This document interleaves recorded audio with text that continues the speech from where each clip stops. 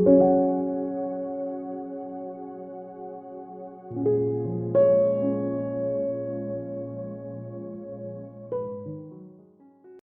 donc je disais que la dernière fois, le Seigneur nous avait amené à rappeler le principe de la définition du disciple et qu'il ne faisait pas de différence en termes de disciple entre le sexe, que ce soit un homme, que ce soit une femme, et qu'il fallait que les femmes prennent conscience de ce principe-là parce que s'il nous appelle en tant que disciples, c'est d'abord pour notre propre salut, et on a vu des passages qui expliquaient pourquoi il faudrait qu'on soit enraciné en lui, qu'il faut qu'on soit assis dans la parole, parce que quand viendra l'épreuve, c'est la parole qui va nous permettre de tenir ferme, c'est la parole qui nous permet de veiller les uns sur les autres. Et en même temps que dans cette formation, on ne doit pas se limiter parce que nous sommes des femmes en disant on ne doit pas creuser dans les Écritures. Cette connaissance-là n'a pas vocation non plus à nous pousser à exercer les ministères d'autorité. Parce que de la même manière que dans le monde, sur le plan matériel sur lequel nous vivons, au travail, tout le monde n'est pas directeur, tout le monde n'est pas comptable, tout le monde n'est pas juriste. Chacun a son rôle à jouer. C'est la même chose avec le Seigneur. Dans son œuvre, tout le monde n'est pas appelé à exercer les ministères d'autorité. S'il a établi la femme, il sait pourquoi il a établi la femme. S'il a établi l'homme en tant que chef, il sait pourquoi il a établi l'homme en tant que chef. Donc on a fait un peu ce parallèle-là. Et aujourd'hui, il nous a vraiment conduit à interpeller justement les frères et les sœurs sur ce qui peut arriver lorsque une femme ne tient pas son rôle de disciple. Donc, par la grâce du Seigneur, aujourd'hui, on va un peu prendre des exemples dans la parole, parler aussi de ce qu'on peut constater, mais avec des exemples bibliques à l'appui, pour voir ce qui se passe, quelles sont les conséquences lorsque justement on n'est pas au pied du Seigneur, lorsqu'on ne se comporte pas en tant que disciple, et amener aussi les femmes à réaliser que de la même manière qu'un frère qui ne joue pas son rôle de disciple, qui ne prend pas ses responsabilités, qui ne se soumet pas à ce que le Seigneur lui demande de se soumettre, à un moment donné, à force de persévérer dans la désobéissance, le Seigneur va le sanctionner. Il est important que les femmes comprennent aussi que c'est la même chose pour elles, parce que parfois on a l'impression que les sœurs se disent que le Seigneur sera plus compréhensif avec elles. Or, ce n'est pas du tout ça. Le Seigneur est juste et dans sa justice, la désobéissance a des conséquences. Donc, c'est ce qu'on va essayer de voir par la grâce du Seigneur aujourd'hui. Donc, je vais laisser Chéra. Ok, bonsoir. On va prendre nos Bibles dans Genèse, chapitre 3. On va voir des exemples, en fait, dans la parole, des femmes, en fait, qui ne faisaient pas des choses selon la volonté du Seigneur et quelles ont été les conséquences, en fait, des femmes qui ne se sont pas comportées en disciples, on va dire. Des femmes qui ne sont pas des modèles à imiter, mais qui, malheureusement, parfois sont des modèles parce que il y a des femmes qui les imitent dans leur manière de faire les choses. Donc, on va commencer par la première femme. Voilà, Ève, Cava. Nous sommes dans Genèse chapitre 3, à partir du verset 1. Genèse chapitre 3, verset 1.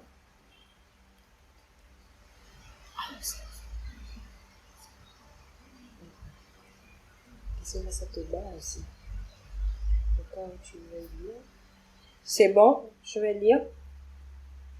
Or, le serpent était le plus rusé de tous les animaux des champs que Yahweh Elohim avait fait. Il dit à la femme, sûrement Elohim a dit, vous ne mangerez pas de tous les arbres du jardin. Et la femme répondit au serpent, nous mangeons du fruit des arbres du jardin, mais quant au fruit de l'arbre qui est au milieu du jardin, Elohim a dit, vous n'en mangerez pas et vous ne le toucherez pas, de peur que vous ne mouriez. Alors le serpent dit à la femme, vous ne mourrez pas. Mais Elohim sait que le jour où vous en mangerez, vos yeux seront ouverts et vous serez comme Elohim, connaissant ce qui est bon ou mauvais. La femme vit que l'arbre était bon pour la nourriture, qu'il était appétissant pour les yeux et que l'arbre était désirable pour donner de l'intelligence. Elle prit de son fruit et en mangea, et elle en donna aussi à son mari qui était auprès d'elle, et il en mangea. Et nous connaissons la suite de l'histoire qui nous a plongé aujourd'hui toute l'humanité dans le désordre actuel, en fait. Le verset dans le verset 3, non, à partir du verset 1 même, on voit une conversation, en fait, qui s'installe entre le serpent et la femme, comme on nous l'a enseigné. Et on dit que la femme, elle a répondu au serpent qu'il ne fallait pas manger du fruit. Mais quant au fruit de l'arbre, au verset 3, qui est au milieu du jardin, Elohim a dit, vous n'en mangerez pas et vous ne le toucherez pas, de peur que vous ne mouriez. Donc, elle a simplement répété les instructions selon ce qu'elle avait entendu. Elle a répété les instructions selon ce qu'elle avait entendu. Mais lorsque le diable, en fait, continue, le diable développe, on voit que tout de suite, la femme se laisse séduire.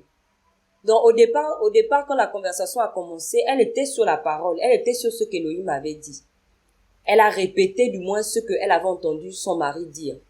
Mais maintenant que le diable est en train de développer, la femme se retrouve comme n'ayant plus d'arguments et elle se retrouve maintenant, au lieu de stopper la conversation, elle se retrouve maintenant en train de se laisser séduire.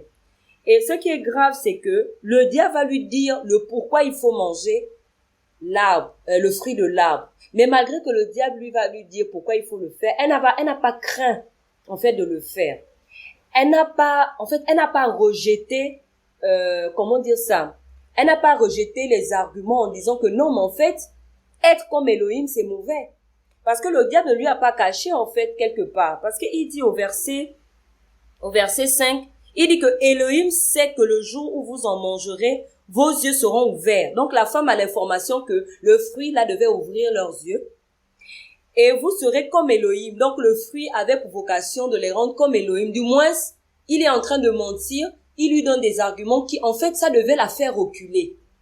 Elle devait reculer en écoutant que c'est un fruit qui va ouvrir leurs yeux, qui va faire qu'ils soient comme Elohim, connaissant ce qui est bon ou mauvais. Mais la femme n'a pas reculé. Bien qu'elle sache que le fruit là, c'était une invitation du diable à la positionner au même niveau que le Seigneur, elle n'a pas craint de manger le fruit. Parce que en principe, même si elle n'avait plus d'arguments pour échanger, le fait que le diable lui ait dit que ce fruit-là va faire en sorte que vous soyez comme Elohim, la femme aurait dû se dire que mais non, je ne peux pas manger quelque chose qui va me faire m'élever au même titre que mon Créateur. Je ne peux pas désirer manger quelque chose qui va ouvrir mes yeux. Qu'est-ce que je veux voir de plus que le Seigneur ne m'ait déjà montré? Qu'est-ce que je veux connaître? Parce qu'on parle de connaissance ici. Qu'est-ce que je vais trop vouloir connaître pour que, en fait, ce fruit-là, en fait, j'ai envie de le manger. Mais malgré ça, on dit au verset 6 que elle a vu que c'était bon. Malgré que elle savait que le fruit-là allait faire qu'elle soit comme Elohim, la Bible dit que elle a vu que c'était bon. Donc, elle a jugé que c'était bon d'être comme Elohim. La femme dit que l'arbre était bon pour la nourriture, qu'il était appétissant pour les yeux et que l'arbre était désirable. Donc, en fait, la femme se retrouve dans une position où non seulement elle a quitté, elle a laissé la parole que le Seigneur avait dit de ne pas manger. Elle s'est laissée séduire et elle a maintenant adhéré en fait au satanisme. Elle a adhéré à la vision du diable. Elle a adhéré en fait à la connaissance dont le diable lui parlait. Elle s'est laissée carrément entraîner dans ça. Et vraiment, ça doit vraiment nous interpeller parce que en tant que femme, ça nous arrive souvent beaucoup. Déjà la première chose, c'est que la femme s'est contentée de répéter. Et on le voit aujourd'hui. Beaucoup de femmes aujourd'hui, par manque de connaissance des Écritures, par manque de profondeur dans la méditation, elles se mettent juste à répéter. Mon pasteur a dit. Le frère tel a dit. Même quand elles sont devant des situations, elles sont juste... En fait, les femmes aujourd'hui, c'est juste des perroquets. Elles répètent juste. Même quand elles reçoivent des enseignements, en fait, elles ne prennent pas le temps de s'asseoir pour creuser, pour se faire des convictions par rapport à la parole, de faire asseoir les choses. Les femmes se contentent aujourd'hui de répéter. Parfois, on a des conversations avec des femmes chrétiennes, mais elles ne peuvent pas faire une phrase sans vous dire, ah, comme la prophétesse dit, comme le pasteur dit, comme, parfois ça manque. Pourquoi? Parce qu'en fait, les femmes, elles sont juste là, elles ont écouté, et puis elles vont se mettre à répéter. Mais le problème, c'est que quand tu vas juste répéter ce qu'un homme t'a dit, sans te faire des convictions, forcément, à un moment donné, le diable va te prendre. Parce que après, comme on a vu avec le Seigneur dans le désert dans Matthieu 4, mais c'était parole contre parole. Le diable n'a pas utilisé les fables pour tenter le Seigneur. Il a pris les Écritures. Il a dit au Seigneur, il est écrit. Et le Seigneur a dit, il est aussi écrit. Donc, à un moment donné, c'est devenu parole contre parole. Donc, quelqu'un va venir te dire, mon pasteur a dit, mon ceci a dit, le bishop a dit, la prophétesse a dit. Mais femme, toi aussi, tu peux dire, il est écrit. Oui, ton pasteur a dit. Parce qu'aujourd'hui, on se rend compte que beaucoup de pasteurs, beaucoup de prophètes, des prophétesses, tout ça là, ils sortent beaucoup les passages hors contexte pour en faire des doctrines. On prend un passage, on le sort de son contexte, on développe, on fait une doctrine. Mais si toi, tu ne connais pas la pensée du Seigneur, si toi, tu ne prends pas le temps de creuser dans la parole, ben, tu vas te retrouver comme Ève. En fait, tu es en train d'embrasser une fausse doctrine parce que Ève est en train d'embrasser une doctrine de démon. Qui veut que, il est bon que ses yeux soient ouverts. Il est bon qu'elle soit comme Elohim. Il est bon qu'elle ait une autre connaissance. En fait, il est bon qu'elle aille plus loin que la doctrine. En fait, elle est en train d'embrasser une fausse doctrine. Puisque le Seigneur avait déjà posé une doctrine en disant qu'il ne fallait pas manger l'arbre de la connaissance du bien et du mal. Maintenant, Satan, lui, vient avec sa doctrine où il dit que non, en réalité, si tu manges, tu auras ça, ça, ça, ça. Manque de fermeté, manque d'obéissance. Qu'est-ce que Ève fait? Ben, elle commence à embrasser cette fausse doctrine. Elle commence à voir que c'est préférable d'être comme Elohim. C'est préférable d'avoir la connaissance que donne le fruit. C'est préférable d'avoir les yeux ouverts. Et on dit qu'elle a trouvé ça désirable. Elle dit qu'à un moment donné, en tant que sœur, on va se mettre à embrasser tellement de fausses doctrines, on sera tellement convaincu de ça, on va trouver ça tellement désirable, on va trouver ça appétissant. Parce que n'oublions pas que la parole, c'est la nourriture. Soit tu manges la bonne nourriture, la vraie nourriture, soit tu manges une nourriture qui est complètement du poison. Mais à un moment donné, le poison, tu peux trouver ça appétissant. Tu peux trouver ça agréable. Et c'est ça qui s'est passé avec Ève. Donc, on voit qu'en tant que femme, c'est un danger pour nous de ne pas en fait être des femmes disciples. Parce que une femme qui n'est pas disciple, elle est exposée à embrasser toute fausse doctrine et à trouver cela appétissant. C'est-à-dire que tu as manqué d'aller en profondeur dans la vraie doctrine, mais tu vas te retrouver à aller maintenant en profondeur dans la fausse doctrine. Et vous allez voir que les femmes défendent beaucoup des fausses doctrines. Elles ne sont pas allées vérifier dans les Écritures, mais une fois qu'elles sont rentrées dans les profondeurs de Satan, elles ont souvent des arguments pour vous défendre des fausses doctrines comme pas possible. C'est ce qu'on parle aussi d'endoctrinement. Elles sont tellement endoctrinées. Elles arrivent à défendre des fausses doctrines. Elles arrivent à défendre des faux pasteurs, les faux prophètes. Elles arrivent à défendre les pratiques dans les assemblées. Pourtant, elles n'ont pas su défendre la saine doctrine. Parce que rapidement, quand la fausse doctrine s'est présentée, elles se sont jetées là-dedans. Et on voit après que, comme disait Hermine, beaucoup de femmes ne réalisent pas que beaucoup de femmes ne réalisent pas que il y a des conséquences. Ici, on voit que dans la suite de l'histoire, elle a donné à son mari. Elle a eu après, par ce péché, par cette fausse doctrine, elle a eu une parole de persuasion. Elle a eu de l'influence.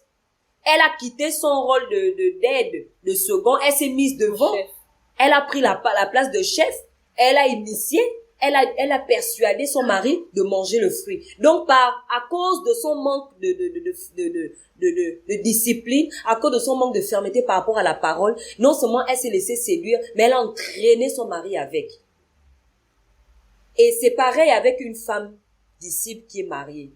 Tu vas avoir ton mari dans une position qui n'est pas biblique. Mais femme, tu as le devoir de dire à ton mari que ce que tu fais n'est pas biblique. Ce que tu pratiques n'est pas biblique. Ce que tu dis n'est pas biblique, ce n'est pas conforme, ce n'est pas, ce que tu fais ou ce que tu dis ne sied pas à la saine doctrine, n'est pas conforme au fonctionnement de l'église, etc., etc. Mais pourquoi beaucoup, de nos sœurs, je préfère me mettre là-dedans parce que nous tous on est concernés, dans le sens où parfois on ne joue pas suffisamment notre rôle en tant que femme. On se contente d'être des bonnes épouses à la cuisine, patati patata, les enfants, patati patata. Mais sur l'aspect spirituel, on ne joue pas notre rôle. Là où le Seigneur nous attend à être des aides sur le plan spirituel, on est complètement à côté, ou alors on est complètement pas à notre place, on devient le chef et on est en train d'inciter notre mari parfois à prendre des positions qui ne sont pas agréables au Seigneur. Donc, on voit déjà un premier cas ici par rapport à Ève, on voit les méfaits que ça a de ne pas rester sur la doctrine. On voit les méfaits que ça a d'aller plus loin que la doctrine, d'ouvrir ses oreilles, aux fausses doctrines, de ne pas rester sur la parole, de ne pas défendre la saine doctrine, de ne pas prendre position pour la parole. C'est un danger pour les femmes. Parce que les femmes d'ici parfois pensent que c'est réservé seulement aux hommes. Entre-temps, nous tous au quotidien, nous sommes exposés aux faux. Dans les coulisses, nous sommes exposés aux faux frères, aux fausses sœurs. Dans notre entourage, dans notre lieu de travail, nous sommes exposés tous les jours aux faux. Mais comment on va faire pour prendre position si nous n'avons pas cette attitude de disciple, d'être enraciné dans la parole et de rester sur la parole? Donc, je vais m'arrêter là pour le cas d'Ève. Je vais laisser la parole à Hermine. Et pour Virginie aussi, peut-être qu'elle voudra intervenir par rapport à l'exemple d'Ève. Ensuite, on va avancer. Ok.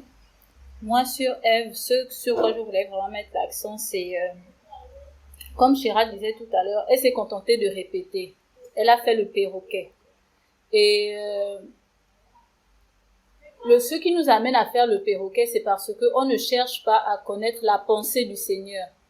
On ne cherche pas, en fait, à connaître le Seigneur. Par exemple, je vais prendre le cas du péché le plus, on va dire quoi, le plus condamnable, en guillemets, dans nos assemblées, l'impudicité. On va te dire, tu vas trouver des sœurs, elles vont seulement te dire, oui, je ne pratique pas l'impudicité, je ne vais pas avec un frère, il ne faut pas faire ça, il ne faut pas faire ça, il faut s'habiller d'une certaine manière. Mais en vérité, quand tu essaies un peu de discuter avec les sœurs, de creuser, pourquoi est-ce qu'il ne faut pas le faire? On reste toujours dans l'ordre de l'interdit. Il ne faut pas, ce n'est pas, il ne faut pas. Or, tu ne peux pas tenir comme ça longtemps. Si tu es sur l'ordre de l'interdit, tu ne vas faire que exciter ta chair à chaque fois. Ça me fait un peu penser au passage où l'apôtre Paul dit que c'est au moyen de la loi que j'ai connu, en fait, le péché. Que quand la loi m'a été révélée, je reprends la pensée, mais que sa chair a été justement excitée, parce qu'avant de connaître ta loi, sa chair n'était pas excitée. Mais si dans l'intimité, dans le secret, tu demandes au Seigneur de te révéler sa pensée, tu vas dépasser ce côté juste de l'interdit, tu vas comprendre quelles sont les conséquences et pourquoi est-ce que ce principe existe, parce que c'est un principe, ce n'est pas tant il ne faut pas faire ça, il ne faut pas. C'est comprendre quels sont les principes et quelles sont les réalités derrière ces choses. Et ça, il n'y a que le Seigneur qui peut, en te renouvelant l'intelligence, qui peut t'amener à comprendre pourquoi est-ce qu'on arrive à ce niveau. Et c'est là où Ève, en fait, elle a manqué. Certainement, c'est vrai que c'est pas écrit, mais certainement, c'est son mari qui lui a dit que le Seigneur a dit qu'il ne fallait pas manger de l'arbre de la connaissance du bien et du mal. Oui. Mais elle était dans la présence du Seigneur aussi dans le jardin. C'est le Seigneur qui l'a formée.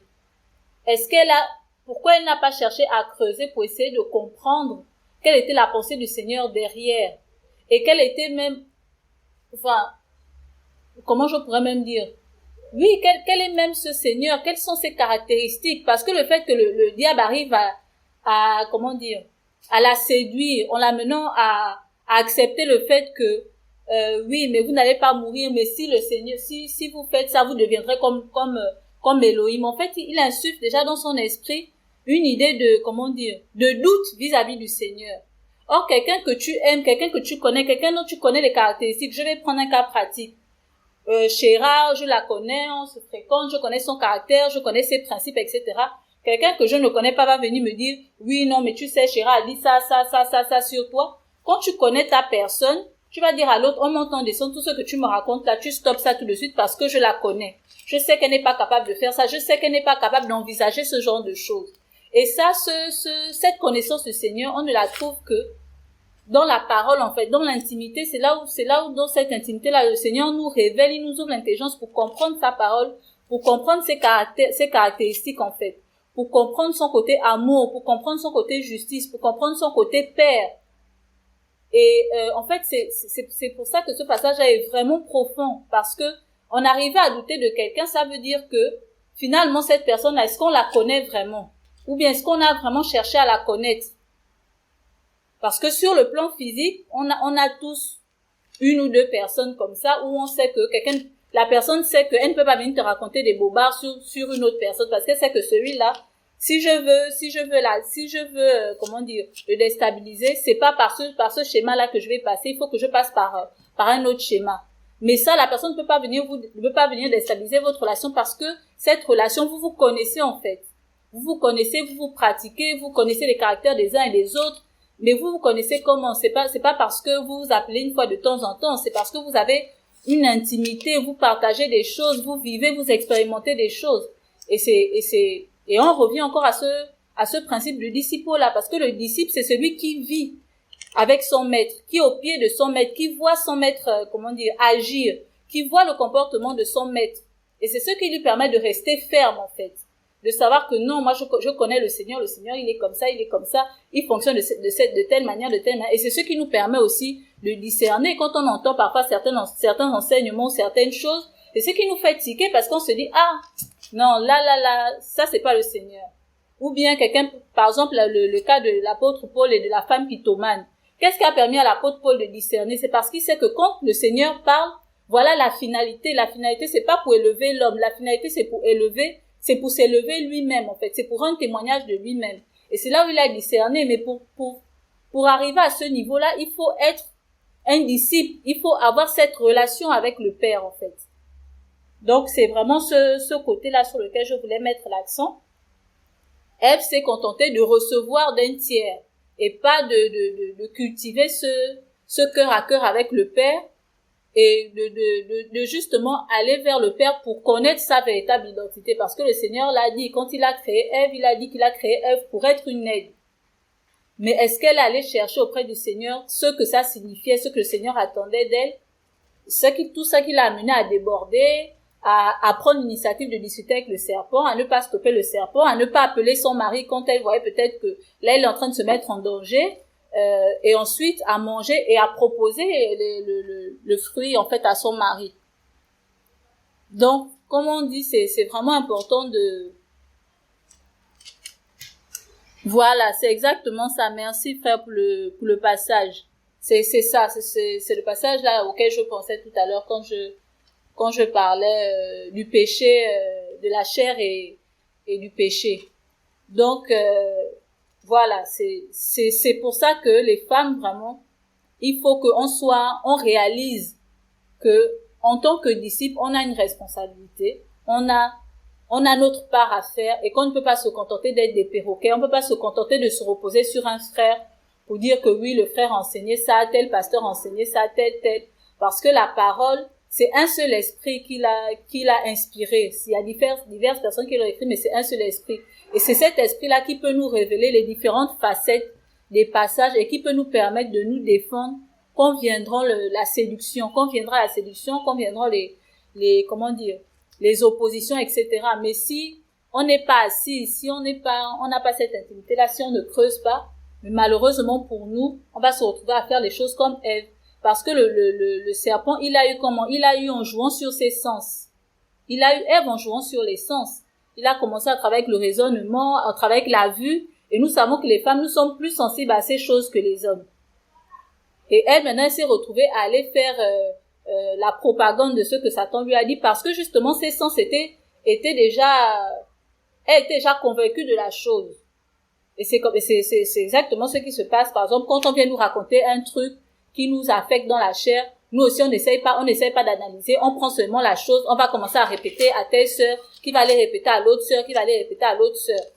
Donc, ce que les hommes, ils ont plus ce recul. Quand on vient leur donner une information, ils ont plus ce recul, ils prennent d'abord le temps quand même d'analyser. Or, les femmes, généralement, c'est de là à là. Ça part, elle a reçu la chose, ça va partir, même si l'autre lui dit que je t'ai dit ça, son nom, elle va te dire oui, et puis après, ça va démanger 2-3 minutes, 1 heure, 2 jours maximum, après elle va basculer, elle va aussi, dans une conversation, elle va aussi dire ça à quelqu'un d'autre. Donc, veillons vraiment par rapport à ça et voyons aujourd'hui toutes les conséquences que ça a, la désobéissance, le fait de ne pas rester à sa place et le fait de ne pas, justement, réaliser son identité de disciple et de ne pas creuser avec le Seigneur. Parce que souvent, on aime s'offusquer, oui, mais quand on prend parfois le passage où l'apôtre Paul ou Pierre, je ne sais plus, dit que c'est le péché est entré dans le monde par la femme. Souvent, les femmes s'offusquent, oui, machin et tout. Mais c'est ça, c'est la vérité. C'est la réalité. Et c'est rentré dans le monde par une femme parce que cette femme-là n'a pas été à sa place. Parce que cette femme n'a pas creusé. Et au lieu de retirer les enseignements qu'il faut de ça, on monte sur nos grands chevaux en essayant maintenant d'accuser l'homme. En disant oui, mais l'homme aussi, c'était pas seulement les femmes, c'était pas seulement Ève, Adam aussi pouvait dire non.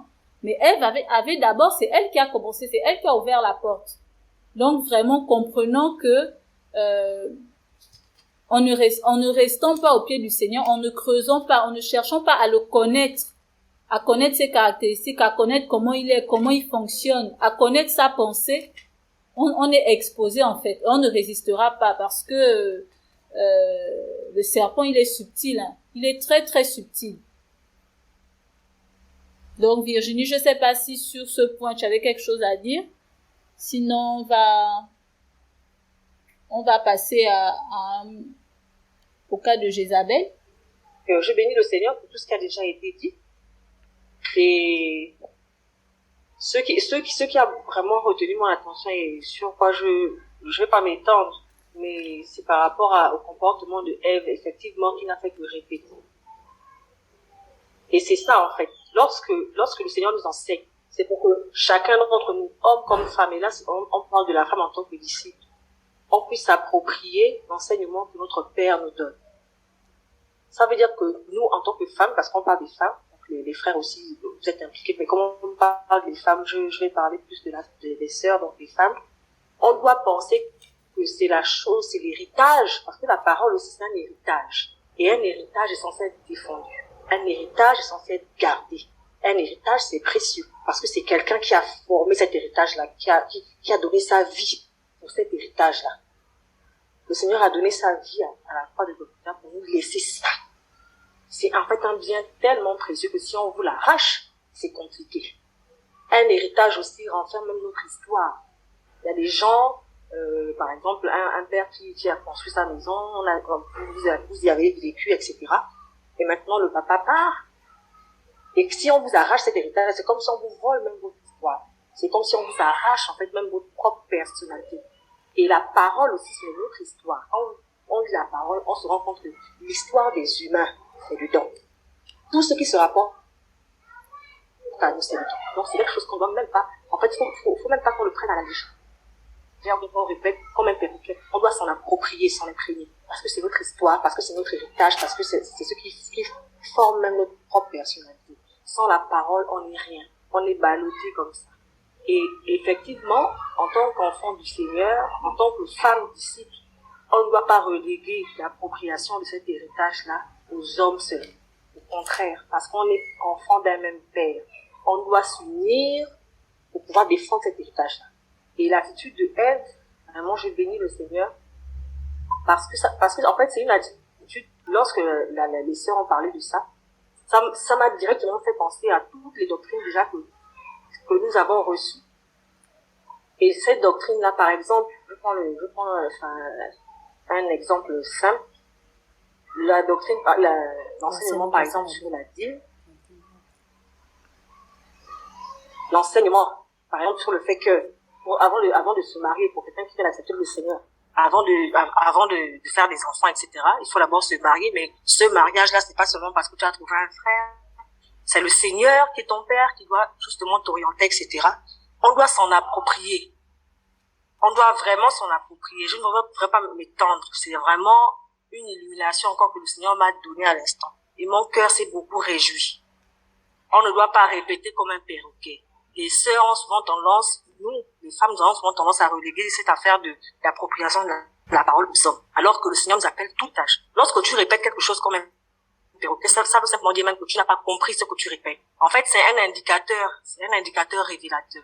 qui montre que tu n'as pas compris, tu viens seulement répéter. Et lorsque maintenant quelqu'un qui est un peu plus assis au niveau de la rhétorique vient te bousculer un peu, tu perds un peu parce que pour toi c'était une béquille, mais c'était un socle fragile. La répétition n'a jamais été un socle solide. Mais lorsque, comme disait la sœur, tu vas dans l'intimité, tu creuses et que le Seigneur te fait comprendre cette parole-là, tu vas voir que ton fondement qui est cette intimité avec le Seigneur, c'est un fondement inébranlable. Et tu seras à même de te lever et de dire, de commencer à parler. Et au moment, dans cette intimité, le Seigneur va te dire stop, c'est bon, parce que là, vous virez un discours fou, un discours vain. Tu seras aussi à même de dire, bon, je m'arrête là, je ne peux plus continuer avec toi dans la conversation. Tu ne vas pas t'adonner à des discussions folles, comme le dit la parole. C'est ce que je voulais dire. Vraiment, la répétition que Ève a faite, pour moi, aujourd'hui, ça me rend mon imagination. Et effectivement, je le vis avec des petites sœurs en Christ. Quand tu fais un peu de poser des questions, mais c'est souvent ça, on répète. Là, on fait parmi les questions copies. C'est ça, ça révèle en fait que dans ton intimité, tu n'as pas eu le temps, tu n'as pas pris la peine, tu n'as pas pris le temps de creuser avec le Seigneur. Ok, donc on va poursuivre avec le deuxième exemple. On parle ce soir de Jézabel. On va parler de Jézabel. Jézabel, c'est c'est un personnage biblique qui fait beaucoup débat, parfois mal compris aussi au niveau des femmes, parce que quand on parle de Jézabel, tout de suite les femmes se sentent comme si on les condamnait, comme si on les traitait de tous les noms, alors que Jézabel était une femme. C'était une femme. C'était pas un homme, Jézabel, c'était une femme. Et on va donc aller dans 1 Roi au chapitre 16. 1 Roi au chapitre 16.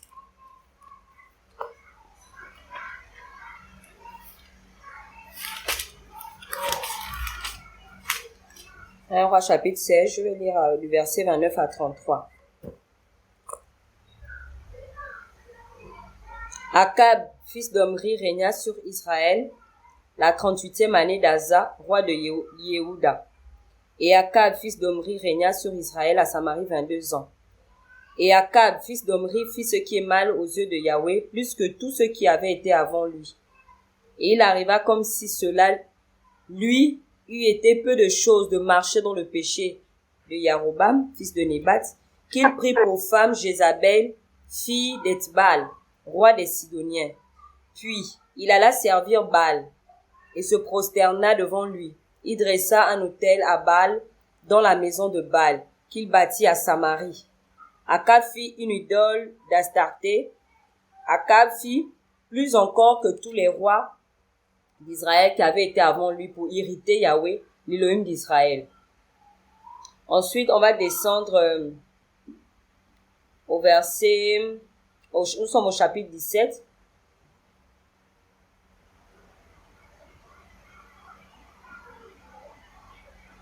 On va prendre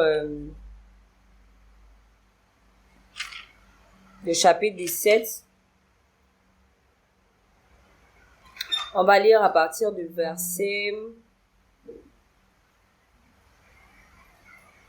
Non, on va aller au chapitre 18, excusez-moi. On va survoler un peu. Donc, après que Élie ait prophétisé la sécheresse, on va aller dans l'histoire du mont Carmel. Nous sommes à partir du verset...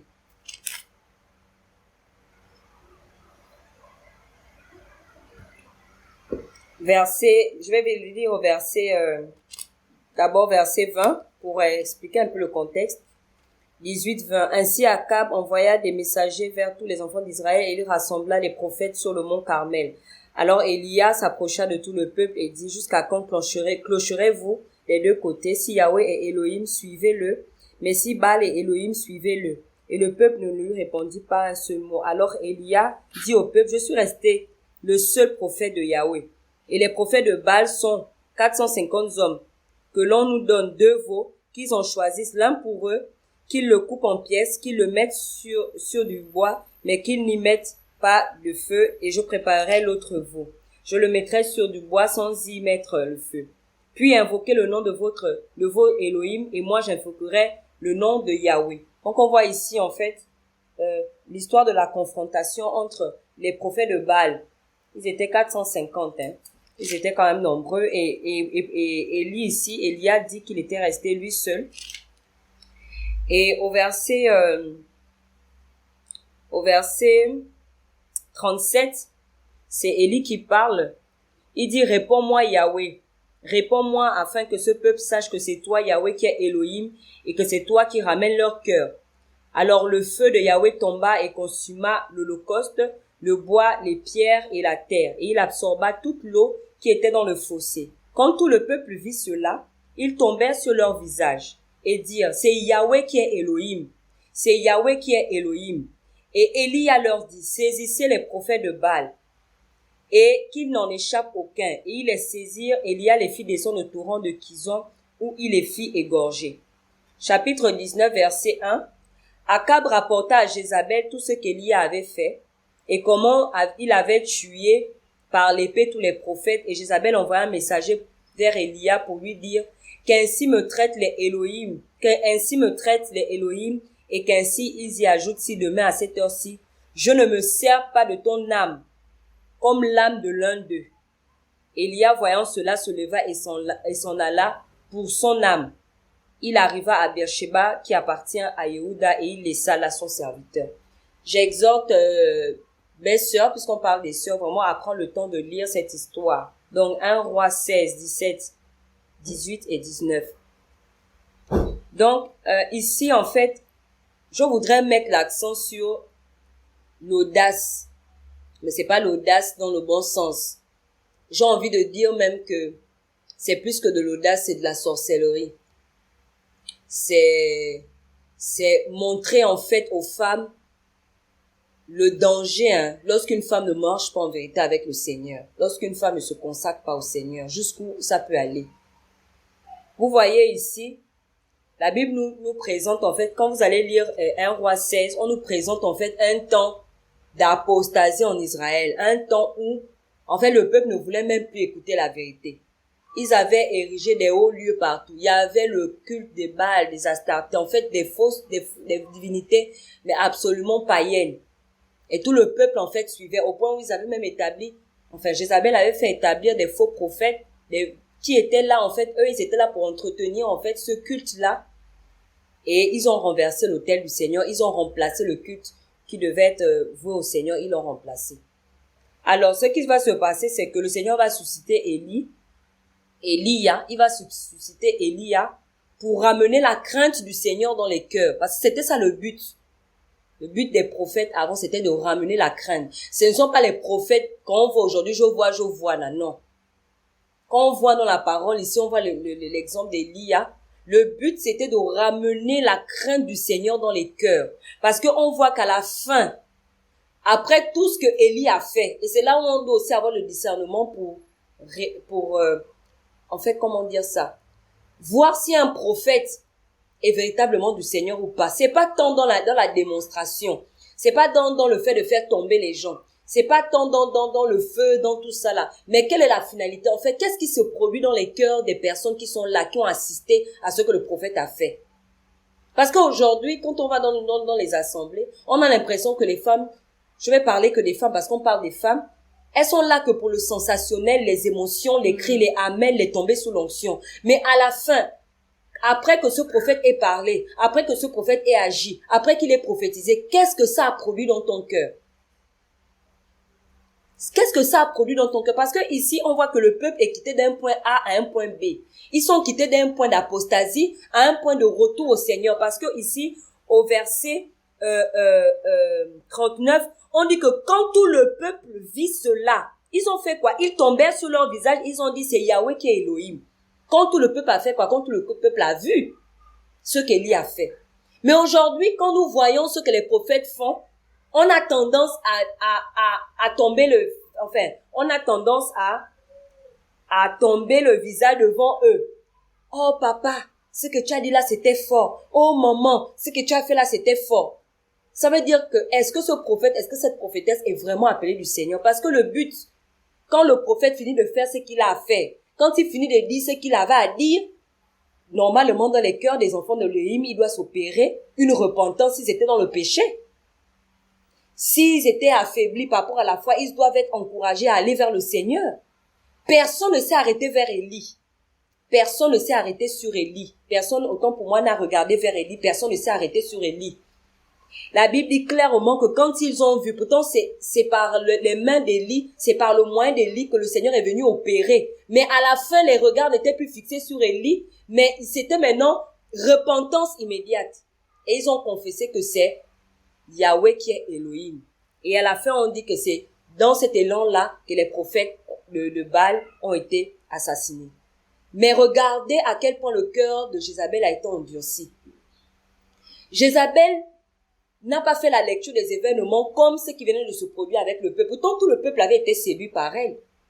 Le peuple avait été séduit par elle. Mais quand le peuple a vu ce qui s'est passé, ils ont reconnu que non, celui qui a répondu par le feu, c'est lui qui est Elohim. Donc, on nous dit au chapitre 19 que Akab a rapporté tout ce qui s'est passé à sa femme.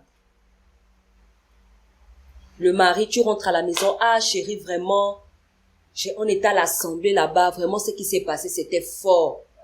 Le Seigneur a parlé comme ça, comme ça, comme ça, il a dit ça, vraiment, il nous a emmenés, on s'est répandu. Ça dit, le mari, même si Akab, mais il y avait quand même, tu viens faire le compte rendu, ça ne veut pas dire que Akab n'était pas touché, certainement que Akab a quand même vu que, est-ce que ce que Jézabel et moi on fait là, c'est bon? Mais quand il vient faire le compte rendu à Jézabel, au lieu que Jézabel se dise que, donc vraiment tout ce qu'on fait là, c'est le faux, Jézabel s'endurcit.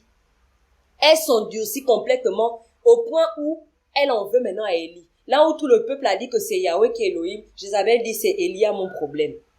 Pourquoi Élia a fait ça? En fait, Jézabel s'arrête sur l'homme. Elle s'arrête sur non seulement elle se fait une fixation sur Élia, parce que maintenant elle manifeste de la rancune, de la rancœur, esprit de vengeance, mais en plus, malgré tout ce qu'elle a entendu, elle n'est pas saisie de crainte pour se repentir. Et ça, c'était grave.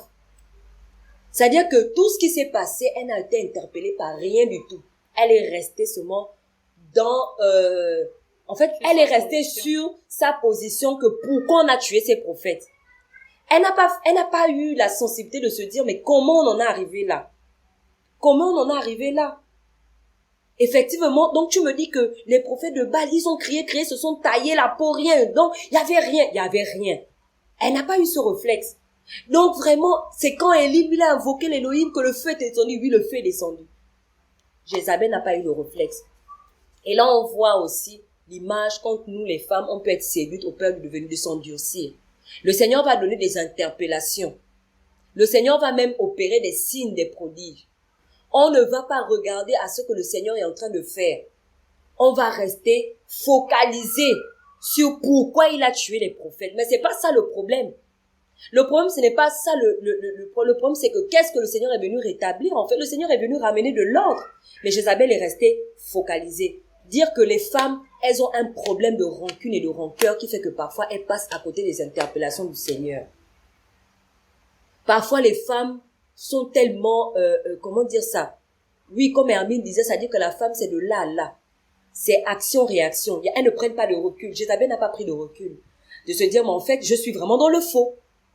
Parce qu'en réalité, si Baal était Elohim, en principe, c'est lui qui aurait dû répondre. Mais il n'est pas répondu. Donc, en fait, ce qui s'est produit est censé, en fait, m'emmener à me repentir.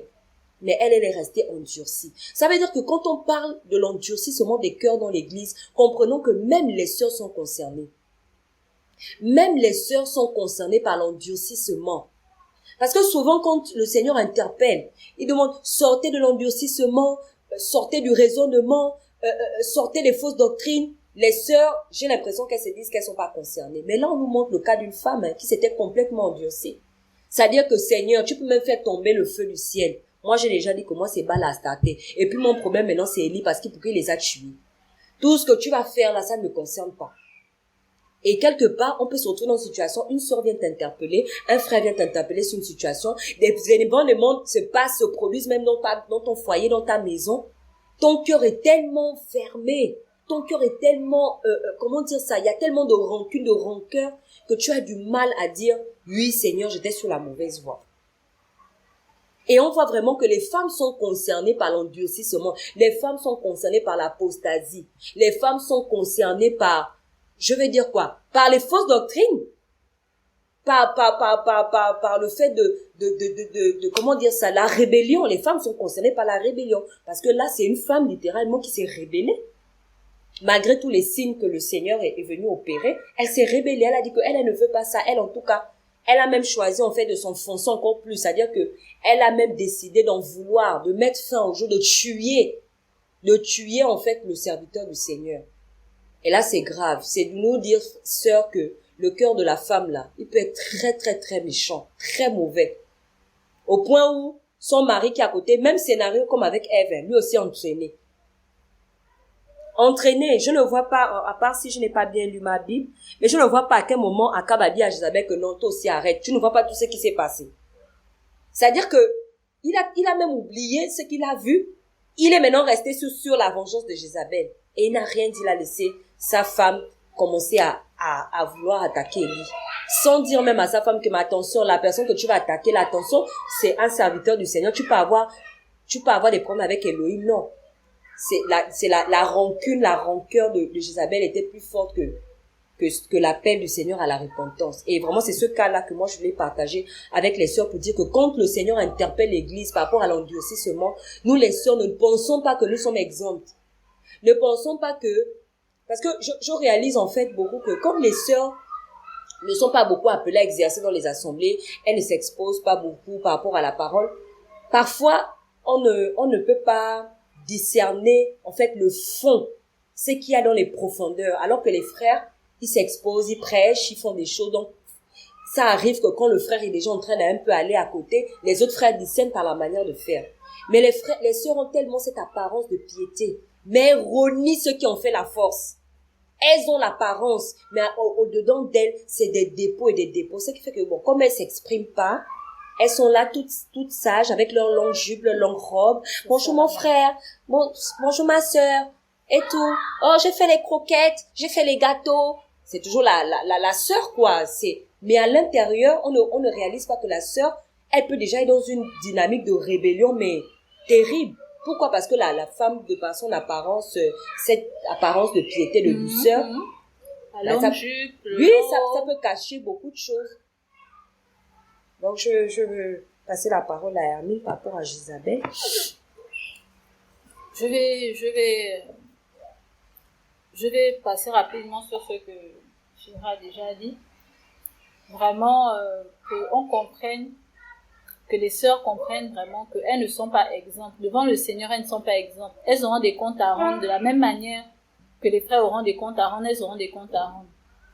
Et quand le Seigneur interpelle par rapport à quelque chose, en tant que disciples, en tant que filles d'Élohim, on doit comprendre que nous avons aussi notre part et nous devons rentrer en nous-mêmes pour nous examiner et demander au Seigneur où est-ce que nous avons fauté. Parce que ne pas le faire, c'est de l'orgueil. Et c'est ce que Jézabel a manifesté. Elle a manifesté de l'orgueil. Elle a fait preuve de hauteur vis-à-vis du Seigneur en croyant que, bon, moi, franchement, je suis pas dedans, quoi. C'est pas à mon niveau. Moi, j'ai déjà ma vision des choses. Je gérais mes prophètes, les choses se passaient bien. Donc, voilà. Et elle est arrivée à un niveau tel que ce qui s'est passé, c'était nul et sans effet sur elle. Et nous pouvons facilement aussi nous retrouver dans ce genre de situation. Parce que nous ne pouvons pas comprendre que il y a des situations dans les assemblées que le Seigneur interpelle, que les frères se repentent et que vous les femmes vous ne vous repentez pas. Il y a un problème. Parce que le Seigneur nous appelle à travailler ensemble. Nous sommes une équipe, nous sommes un corps. C'est comme si, je vais dire quoi, c'est comme si quelqu'un est malade, dans son corps, il y a un organe du corps qui ne va pas bien, et les autres organes du corps ne vont pas faire leur part du travail pour faciliter la récupération de l'être de manière complète. Or, quand on est malade, le traitement qu'on prend, chaque organe du corps a sa part à jouer pour que le traitement soit efficace. Et l'église est un corps. Quand le Seigneur interpelle sur un mal au sein de l'assemblée, c'est tout le corps qui est concerné. Et une partie de l'assemblée ne peut pas estimer que, oui, ce sont toujours les frères, ce sont les frères, et vous-même, vous ne vous remettez pas en question. La femme, c'est le côté de l'homme. L'homme et la femme, c'est deux pièces d'une même face. Donc, s'il y a une face qui bloque, qui bug, l'autre face doit se poser la question, qu'est-ce qui n'a pas marché? Qu'est-ce qui n'a pas été? Ça vaut principalement pour ceux qui sont mariés, mais ça vaut aussi pour ceux qui ne sont pas mariés. Parce que dans l'esprit, le Seigneur nous appelle à être des sentinelles des uns et des autres.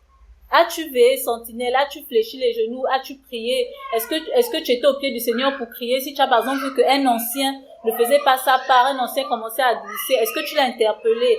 Est-ce que tu as appelé la sœur de l'ancien par rapport à ce que tu commençais à voir qui n'allait pas? Est-ce que tu as prié pour la sœur, pour que le Seigneur ouvre son intelligence, pour qu'elle ait les mots pour parler à son mari? Donc, il y a toutes ces choses-là qui font que nous ne pouvons pas nous permettre de toujours dire que ce sont les autres, c'est la faute des autres. Donc, les femmes aussi doivent vraiment prendre ces choses à cœur et se rendre compte que quand il y a un problème au sein de l'assemblée, c'est pas seulement les frères, et si les frères sont mariés, c'est pas seulement les frères mariés et leurs épouses. Les frères célibataires, les sœurs célibataires, tout le monde, chacun a sa part de responsabilité dans ce dont on se trouve, parce que nous sommes un corps. Et c'est peut-être que nous avons été pour les uns et les autres, peut-être trop focalisés sur nos problèmes personnels. On a arrêté de porter le fardeau de l'église, de porter le fardeau du corps, ou peut-être que nous avons été blessés par l'attitude d'une personne et du coup on s'est mis en retrait. Mais toutes ces choses-là, ce sont autant de failles, de portes qu'on laisse à l'ennemi pour commencer à travailler, puisque le Seigneur nous demande de veiller les uns sur les autres.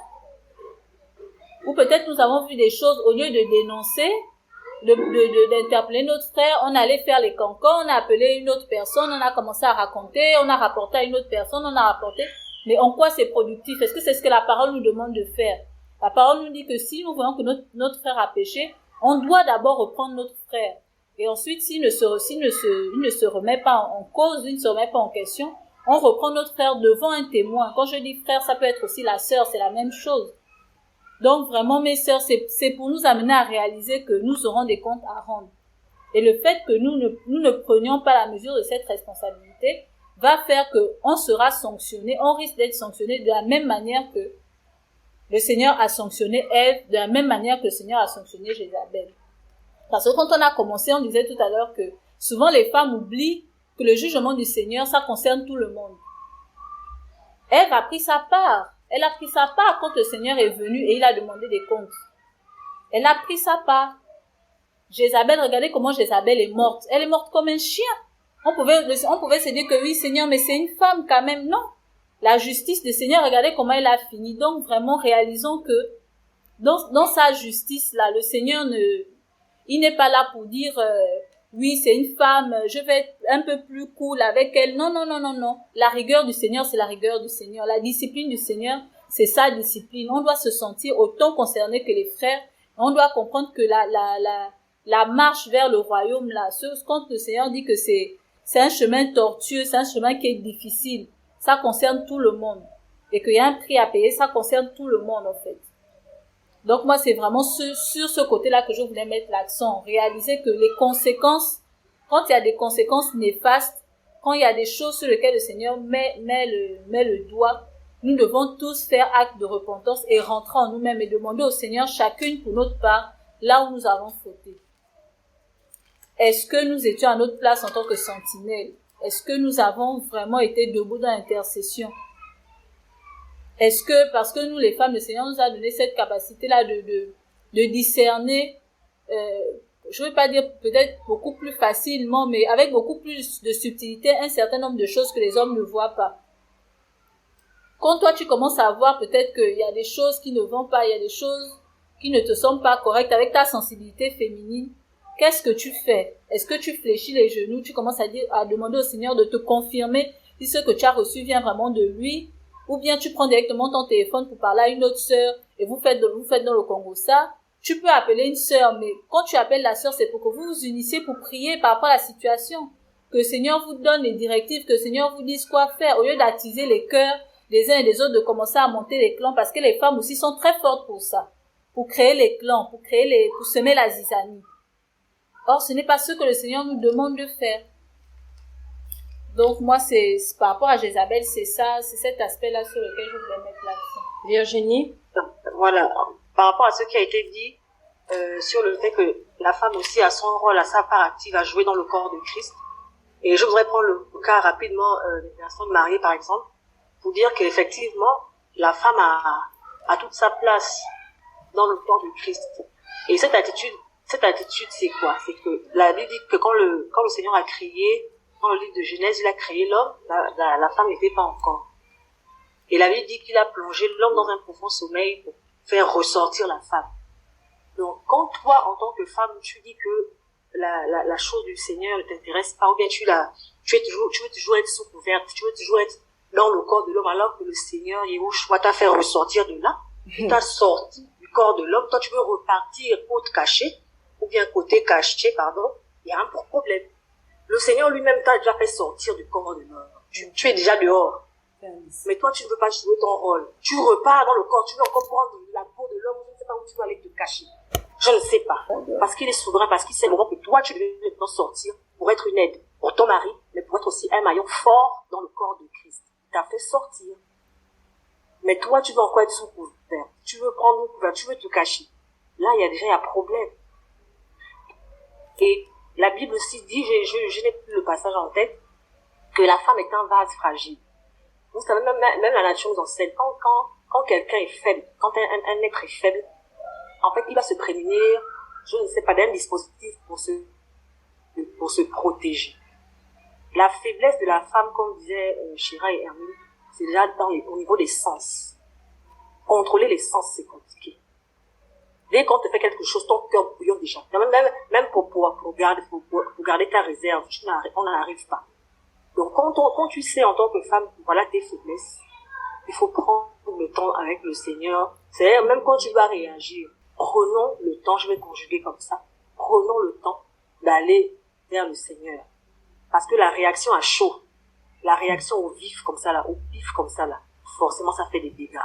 Et nous les femmes, nous sommes vraiment, on peut jouer tout même au niveau du contrôle, de la maîtrise de soi.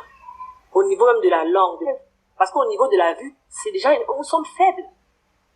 Ce qu'on voit, c'est qu'à peine tu vois quelque chose, ton cœur, tu ne peux pas garder quelque chose, il faut aller en parler à quelqu'un. C'est même pas édifiant. La personne n'était pas aussi obligée d'écouter ce problème ou de cette histoire, mais parce que tu te sens le besoin de parler, tu n'arrives pas à te contrôler. Et c'est ça. Quand la Bible dit que nous sommes invalides, on doit prendre conscience de cette fragilité, la fragilité de la foi. Il faut d'abord aussi que nous soyons même vrais avec nos niveaux des sens. Il faut parler. Quand je dis là, c'est pas être seul, c'est être avec le Seigneur. Aimer. Ne pas trop être avec les sistas, comme on dit. On fait des dispositifs pour préserver, parce que tu es fragile. Donc si tu t'exposes trop, c'est compliqué. Il faut être dans l'intimité avec le Seigneur. Quand tu as son rôle à jouer, ce n'est pas que tu vas te cacher parce que tu es fragile. Quand tu as ton rôle à jouer, toi, tu vas te prémunir d'une arme. Ton arme, c'est la vérité. Ton arme, c'est la sanctification. Ton arme, c'est la sainteté. Tu ne peux pas dire que parce que tu es une femme, tu ne parles pas. Mais si tu ne parles pas, quand le Seigneur va juger, toi-même tu seras dedans, parce que la Bible dit dans Ézéchiel, je pense 36, que si tu vois un pécheur se méconduire et que toi tu n'avertis pas ce pécheur-là, je paraphrase, si le pécheur-là meurt dans son iniquité, son sang te sera redevenu. Et dans le corps de Christ, nous sommes tous redevables les uns les autres, parce que nous devons tous nous porter les uns les autres. Et voilà, c'est ce que je veux dire. Non, c'est pas moi, c'est les hommes qui doivent faire. Le Seigneur nous a toutes fait sortir. Que ce soit la femme Marie, notre mec, c'est un grand révolutionnaire. C'est lui qui a voulu que ça soit une femme qui vienne à qui part annoncer le message de la résurrection. Ça doit être évocateur pour nous. Mais quand le Seigneur nous fait sortir, ce n'est pas pour prendre de l'ascendance sur les hommes. Ce n'est pas pour prendre le dessus sur les maris. Quand il nous fait sortir, c'est pour jouer notre part active dans le corps. Tu as vu quelque chose qu'un frère n'a pas vu. Ne dis pas que, dans le secret, je prie seulement et j'attends que le frère voie aussi. Non. Maintenant, si le frère, les années passent, il n'a pas vu, tu vas sortir ça un jour de réunion que, j'avais vu ça, mais j'attendais que... Ok, on va prendre un autre exemple. On va d'abord prendre un passage, c'est Deutéronome 18. On va prendre Deutéronome 18.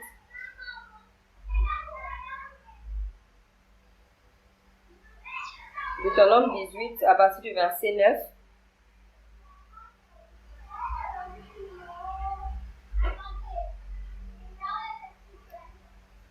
Ok, je vais lire. Quand tu seras entré dans la terre que Yahweh ton Elohim te donne. Attendez, excusez-moi, il y a quelque chose qui me barre ici. Tac. Ok. Quand tu seras entré sur la terre que Yahweh ton Elohim te donne, tu n'apprendras pas à faire les abominations de ces nations-là. Qu'on ne trouve au milieu de toi personne qui fasse passer par le feu son fils ou sa fille, personne qui pratique la divination, la sorcellerie, le spiritisme, qui dit la bonne aventure, ni d'enchanteur qui fait des incantations, personne qui consulte ceux qui évoquent les morts et ceux qui ont un esprit de divination, personne qui consulte les morts. Car quiconque fait ces choses est en abomination pour Yahweh, et c'est à cause de ces abominations que Yahweh, ton Elohim, va déposséder ces nations-là devant toi. Tu seras intègre avec Yahweh, ton Elohim, car ces nations que tu vas déposséder écoutent ceux qui pratiquent le spiritisme et la divination, mais à toi, Yahweh, ton Elohim, ne le permet pas. 1 Samuel 28 au verset 7, voilà. Shaoul dit à ses serviteurs, « Cherchez-moi une femme maîtresse qui évoque les morts. J'irai vers elle et je la consulterai. » Ses serviteurs lui dirent, « Voici, il y a une femme maîtresse à Endor qui évoque les morts. » Alors Shaoul se déguisa, il revêtit d'autres vêtements, il s'en alla, lui et 2 hommes avec lui. Ils arrivèrent de nuit chez la femme et il dit, « Pratique la divination pour moi en évoquant un mort, en faisant monter pour moi celui que je te dirai. » Mais la femme lui dit, « Voici, tu sais ce que Shaoul a fait, comment il a exterminé de la terre ceux qui évoquent les morts et ceux qui ont un esprit de divination. Pourquoi tends-tu un piège à mon âme pour me faire mourir? » Shaoul lui jura par Yahweh et lui dit, « Yahweh est vivant, il ne t'arrivera aucun mal pour cela. » Alors la femme dit, « Qui veux-tu que je te fasse monter? » Et il dit, « Fais-moi monter chez moi. » Et la femme, voyant chez moi, s'écria à grande voix en disant à Shaoul, « Pourquoi m'as-tu trompé, car tu es Shaoul? » Et le roi lui dit, « N'aie pas peur, mais que vois-tu? » La femme dit à Shaoul, « Je vois un Elohim qui monte de la terre. » Amen. Dans cette histoire, en fait, on apprend que en Israël, quand on a lu Deutéronome 18, on dit que le Seigneur avait interdit la pratique de la voyance, la pratique de évoquer les morts. Toutes ces choses, le Seigneur les avait interdites. Quand il avait donné les ordonnances et les préceptes à son peuple. Donc le Seigneur avait donné sa pensée concernant ces choses-là. Mais ici, on nous apprend que il y avait quand même une courageuse, une femme. On l'appelait une femme maîtresse. Elle évoquait les morts. C'est-à-dire que elle, là, bien que le Seigneur avait interdit cela, elle le faisait.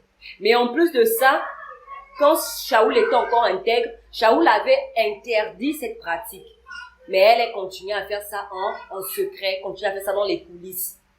Et quand Shaoul se présente à elle, il ne lui dit pas d'abord qu'elle est Shaoul. Et quand elle lui rappelle que c'est interdit, Shaoul dit non, je te jure, par Yahweh, il ne t'arrivera aucun mal pour cela. C'est bon, tu peux évoquer les morts. Et on dit que la femme a quand même fait. Et quand elle a su que c'était Shaoul, elle a encore dit, oh, tu m'as trompé, tout ça. Shaoul a dit, non, faut pas avoir peur. Fais seulement la chose. Dis, fais-moi seulement monter la personne qui doit monter. En fait, cette histoire, c'est une histoire c'est une histoire qui est très révélatrice, en fait, de la sournoiserie qu'une femme peut manifester. C'est-à-dire que, en tant que femme, là, on peut être très sournoise et aller très loin dans la pratique du péché, dans les coulisses. Cette femme-là savait que c'était interdit. Le roi, d'abord Elohim, le premier roi l'avait interdit. Cette femme certainement le savait. Le texte ne nous le dit pas, mais en tout cas, Deutéronome le dit. Donc, quand le peuple est rentré à Canaan, ils avaient déjà cette pensée que cette pratique était mauvaise parce que le Seigneur dit de ne pas pratiquer. C'est le spiritisme là que les autres peuples que j'ai rejetés font. Je ne veux pas que vous fassiez cela. Mais cette femme-là se met quand même à le faire dans les coulisses. Et ensuite, lorsque on vient la voir, elle ne sait pas encore que c'est Shaoul. Elle dit quand même que, mais tu ne sais pas que c'est interdit. Oui, tu dis que c'est interdit, mais en temps dans le pays, on sait que toi, tu es la maîtresse d'Endor, que tu fais ça. Elle dit quand même que non, mais c'est interdit. Non, c'est grave. Elle dit non, mais c'est interdit, on ne fait pas ça. Exactement comme les oh, c'est pas bien. Non, c'est interdit ou pas qu'on ne fait pas ça. Mais en fait, c'est encore une histoire de répétition. Ça revient à ce qu'on disait avec Ève. Elle a appris qu'on ne fait pas ça, mais elle faisait. Pourquoi? Parce qu'elle ne s'est pas fait de conviction sur le fait que ce n'était pas bon. Ce qui fait qu'elle s'est quand même mise à le faire, elle s'est quand même mise à pratiquer ça. Et le deuxième aspect par rapport au fait que non seulement elle fait la chose dans les coulisses, Mais en plus, on arrive à la persuader, une fois de plus, ce que Satan a fait avec Ève, ça se répète ici. Non, il n'y aura pas de mal. Il ne t'arrivera rien. Non, le Seigneur sait que si tu manges, tu seras comme Élohim. En fait, l'histoire se répète. L'histoire se répète. C'est-à-dire que la femme est consciente, elle connaît que c'est mauvais, mais le malin arrive à la persuader que non, en fait, ce ne sera pas mauvais. Parce que même quand elle découvre que c'est Shaoul, elle ne se répond pas pour dire non, on arrête tout. Non, elle dit que non, toi aussi. Je jure sur Yahweh, tu n'auras rien fait seulement. Et on va voir beaucoup de sœurs être entraînées dans des vagues comme ça. Parce que tel frère, parce que tel ancien fait. Il va venir te dire, tu sais bien que ce que l'ancien est en train de faire. Tu sais bien que ce que le frère fait. Tu sais ce que ton mari fait. Tu sais aussi que ce que la sœur fait, ce n'est pas bon. Mais tu te laisses quand même persuader que ce n'est pas grave. Et là, on revient au fait que chez les sœurs, on a une façon de minimiser les conséquences du péché. On a une manière de minimiser, on dit que on arrive facilement à nous duper, à nous avoir, à nous embrigader, à nous entraîner dans des fausses, en fait, nous entraîner facilement dans tout et n'importe quoi. Et là, c'est encore une femme, elle était maîtresse. Il dit, cherchez-moi une femme maîtresse. Il n'a pas dit que cherchez-moi un homme maître. Il dit que cherchez-moi une femme maîtresse. Donc, certainement, malgré qu'il avait interdit ça, je crois que Shaoul savait qu'en fait, il y a des femmes qui font ça dans les coulisses. Donc, dans les assemblées, là, parfois, la personne que le sataniste ou le sorcier sait déjà que non, la sœur, là, il faut me chercher les sœurs dans les coulisses, ça travaille, ça fait des choses dans les coulisses. Et ce sont ces choses-là qu'on va aller happer. Quand il y a rébellion, on va les emmener. Quand il y a ceci, quand il y a des mouvements bizarres, on va les prendre, on va les emmener. Pourquoi? Parce qu'encore une fois, parfois, on répète juste que non, il faut pas faire, c'est interdit, etc., etc. Mais au fond, il n'y a pas de profondeur dans la conviction de la chose.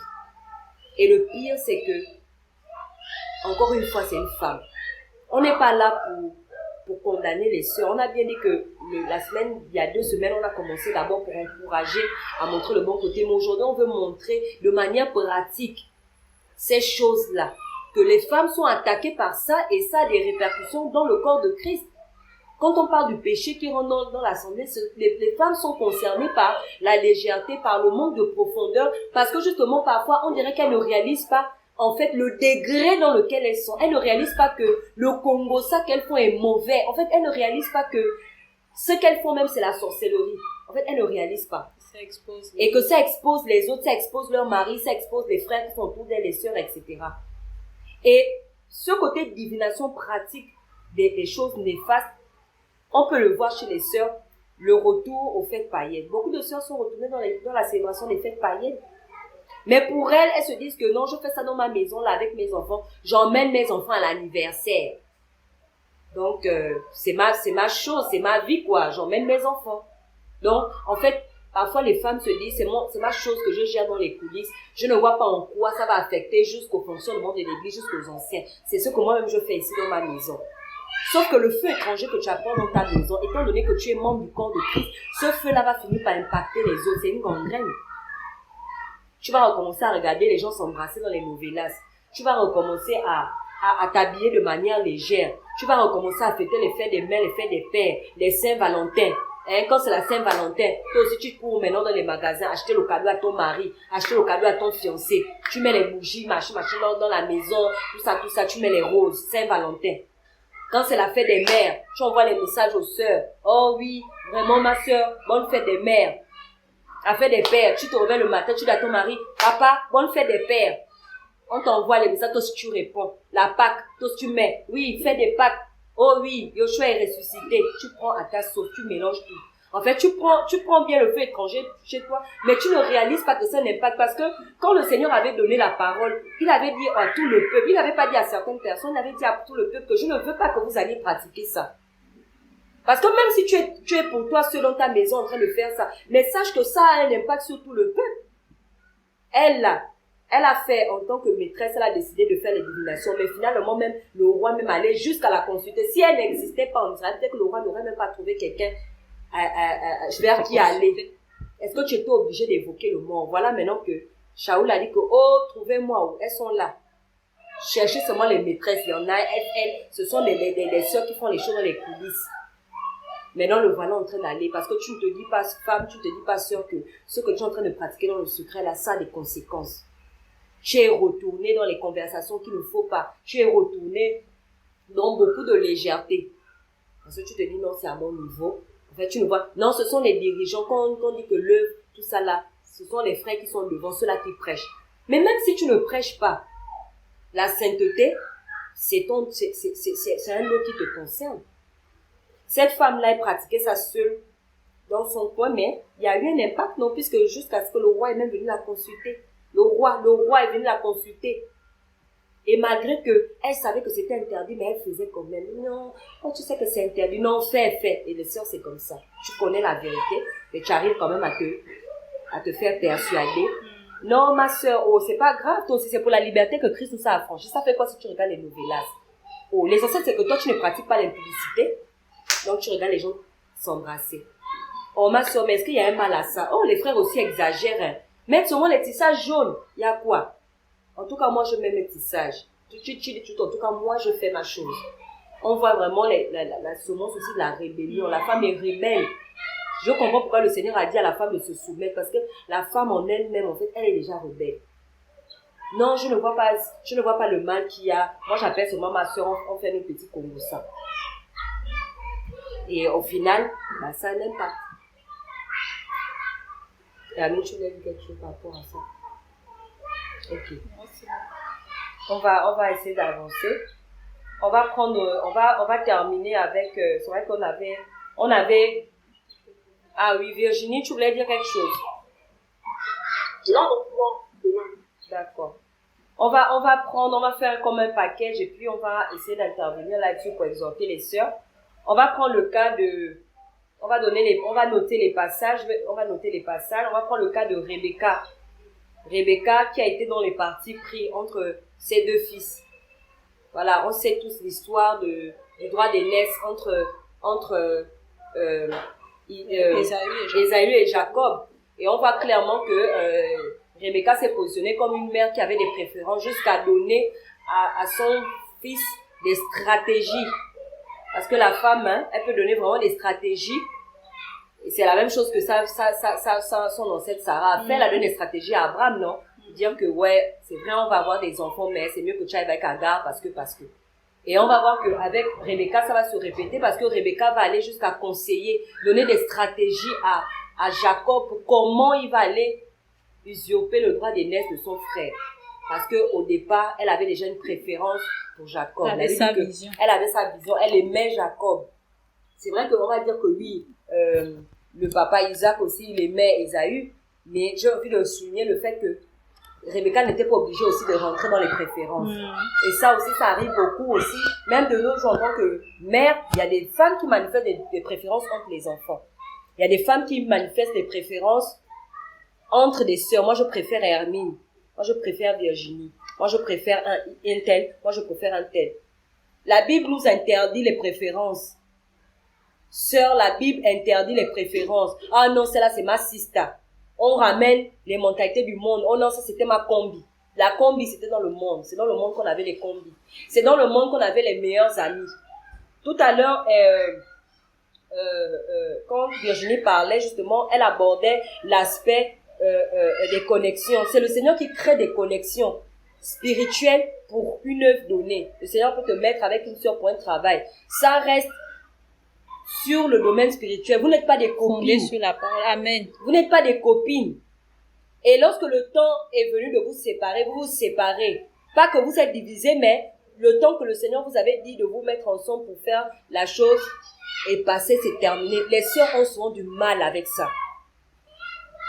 Moi, je sais que dans ma marche, j'ai connu ça, où le Seigneur, en fait, m'avait demandé déjà de me séparer. Mais c'est très mal vu. En fait, quand tu ne sais pas ce que le Seigneur te demande, beaucoup vont venir même avec des inspirations. Mais non, tu sais, c'est pas normal.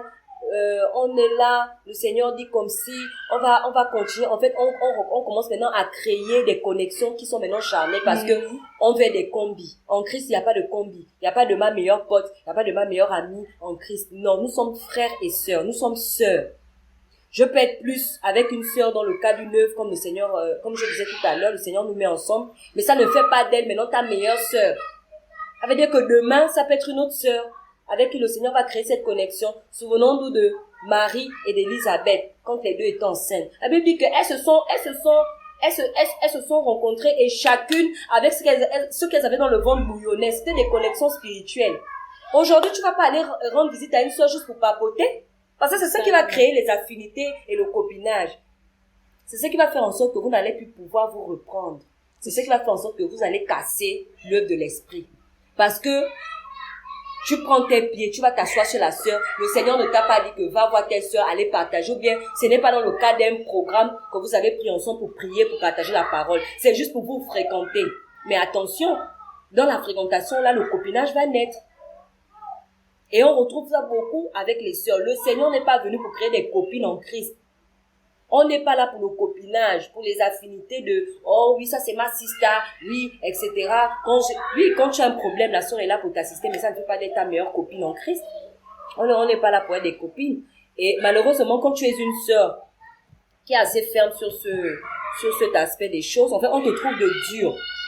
Moi, plusieurs reprises, on m'a traité de dur. Que j'aime rester dans mon coin, on ne la sent pas, elle n'aime pas trop se mélanger, elle est trop à part, mais il faut parfois aussi se garder. Il faut parfois aussi se garder parce que une fois que ce pourquoi le Seigneur vous a mis, le Seigneur est là quand le temps qu'il vous a mis ensemble est là, il est là avec vous. Mais une fois que le Seigneur n'est plus là, ce que vous avez cherché à faire là, vous allez terminer comme les bergers de Abraham et Lot. Il va venir vous cafouiller là à un moment donné, ce sera maintenant les problèmes. Oh, elle m'a regardé comme ça. Oh, elle m'a parlé comme ça. Oui, parce que quand le Seigneur disait que c'est fini, séparé, vous avez voulu encore créer les connexions charnelles. Le Seigneur a dit, c'est bon, passez à autre chose, c'est fini, passez à autre chose. Vous êtes là, non, moi j'aime bien rester avec la sœur Smart, comme j'appelle. Allô, tu es à la maison? Oui. Passe, je suis pas loin, oui, passe.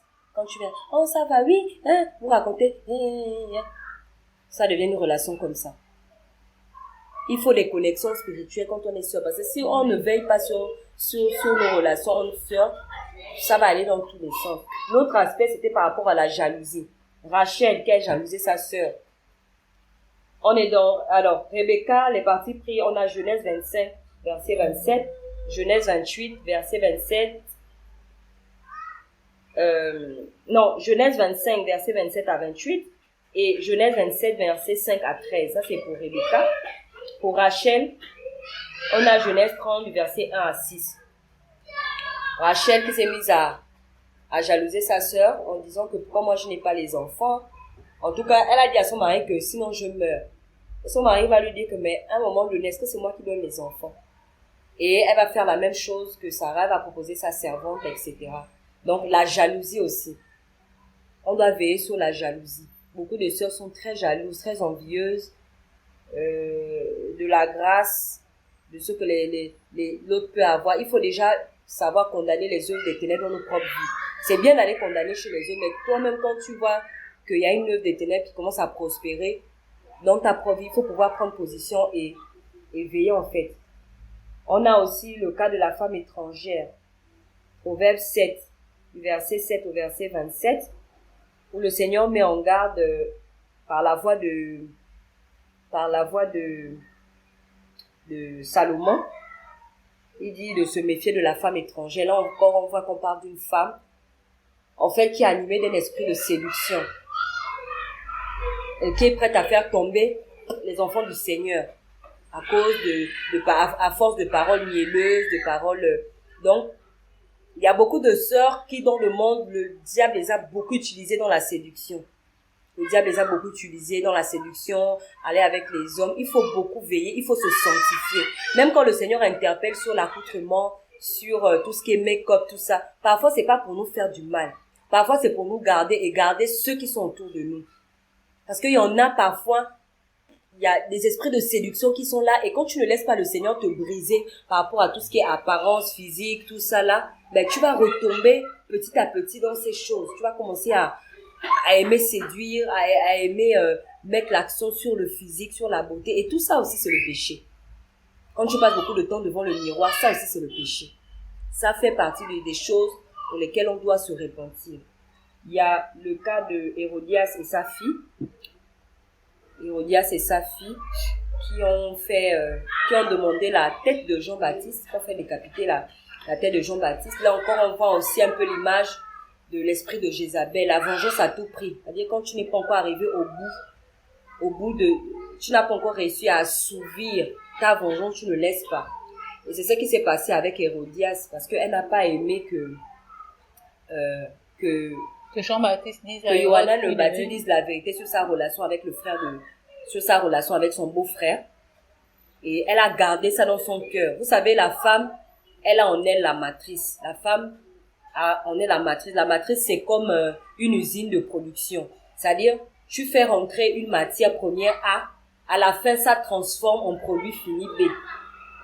Donc, la femme, elle reçoit une semence, 9 mois après, elle enfante un enfant. La femme en est la matrice, et cette matrice n'est pas seulement physique, elle est aussi spirituelle. Une femme qui reçoit quelque chose, ça peut être une parole, ça peut être une injure, ça peut être une parole blessante, ça peut être une remarque. Là, dans l'exemple d'Hérodias, c'était la vérité qu'on lui avait dit, elle ne voulait pas écouter ça.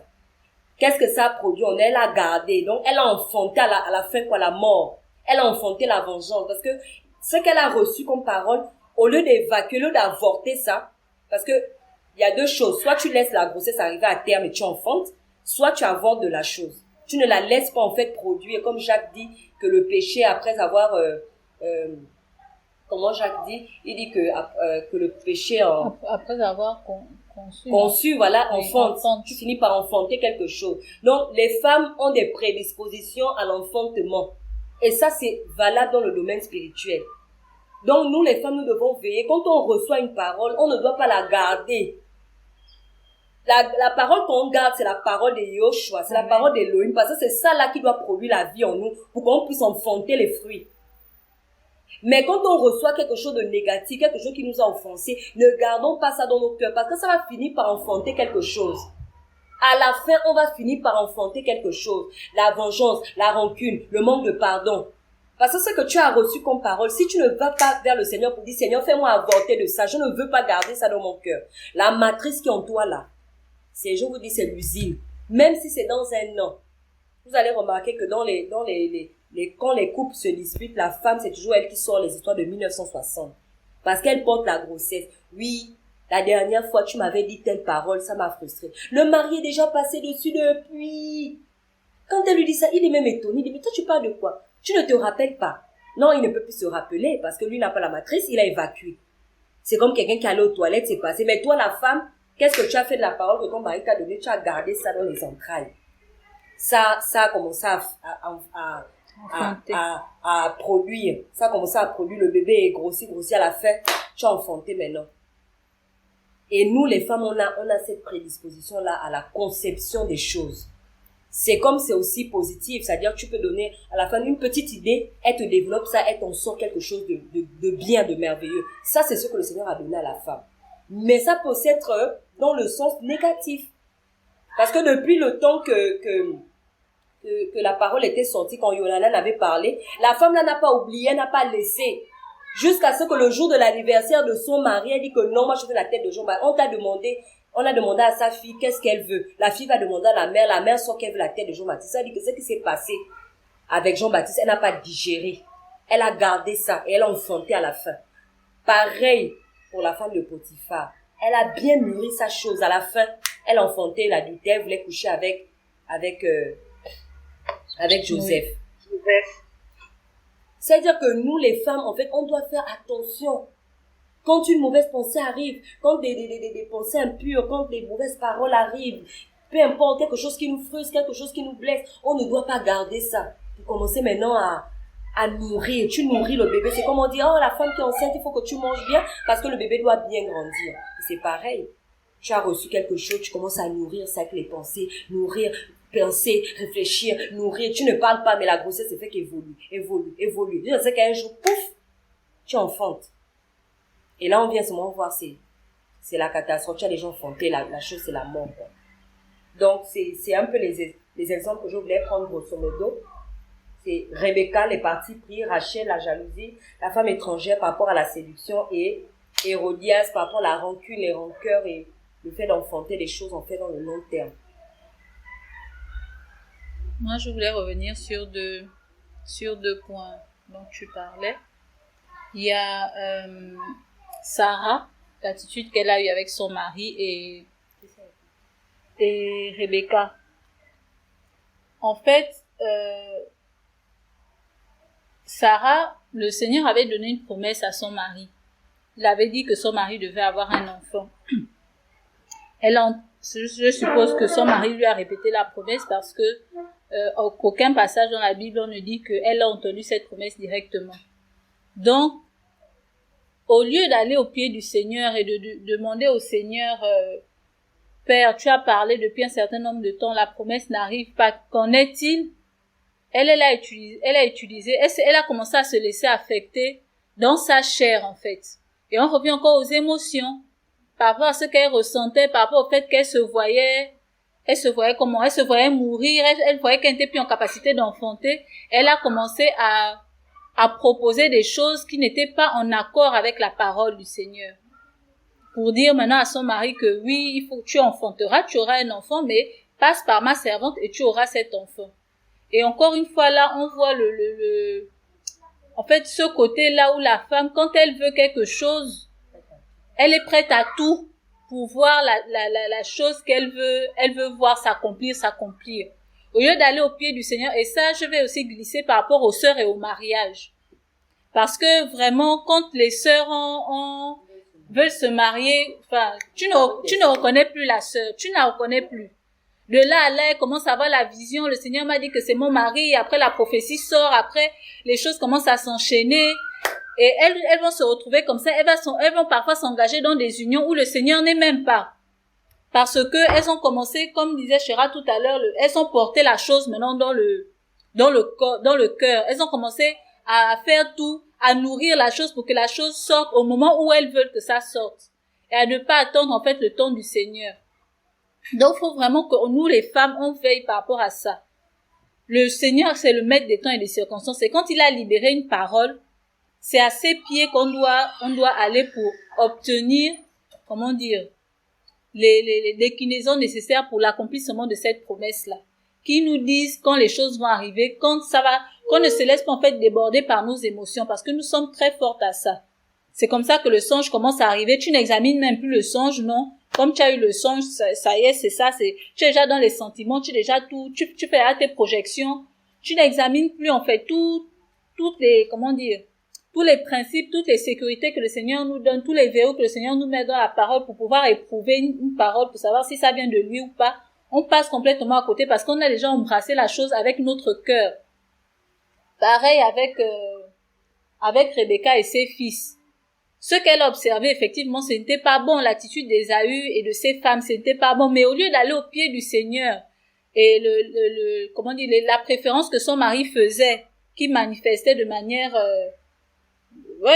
expresse, qui pouvait faire un déséquilibre entre les frères et entre les deux frères, ce n'était pas bon. Mais au lieu d'aller au pied du Seigneur pour demander au Seigneur de rectifier les choses, d'interpeller son mari, d'accomplir sa justice, non, elle-même elle s'oppose en justicière et elle veut, par son moyen, essayer de rééquilibrer les choses.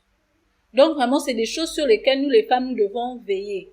Et sur ces deux exemples-là, on voit les conséquences du fait que la femme n'a pas été à sa place, du fait qu'elle n'a pas été disciple, elle n'est pas allée au pied du Seigneur, et elle a débordé par rapport par rapport au rôle qui lui était réservé. Et voilà les conséquences que ça a créé dans la vie entre Jacob et Ésaü. On voit les conséquences que ça a créé. On voit par rapport à Sarah, Ismaël et Isaac. On voit toutes les conséquences que ça a créé aujourd'hui. Donc vraiment, nous les sœurs, ce sont des versets qu'on ne doit pas prendre à la légère. Parce que le Seigneur a mis dans la femme un pouvoir qui est tel que si on ne se soumet pas à lui pour exercer ce pouvoir-là, on va le faire d'une manière destructrice pour l'humanité. Et on voit dans la Bible, on voit les conséquences que cela engendre. On a vu les conséquences avec Ève, on voit les conséquences avec Sarah, on voit les conséquences avec Rebecca. Parce que quand on parle de ces femmes, souvent on prend le bon côté.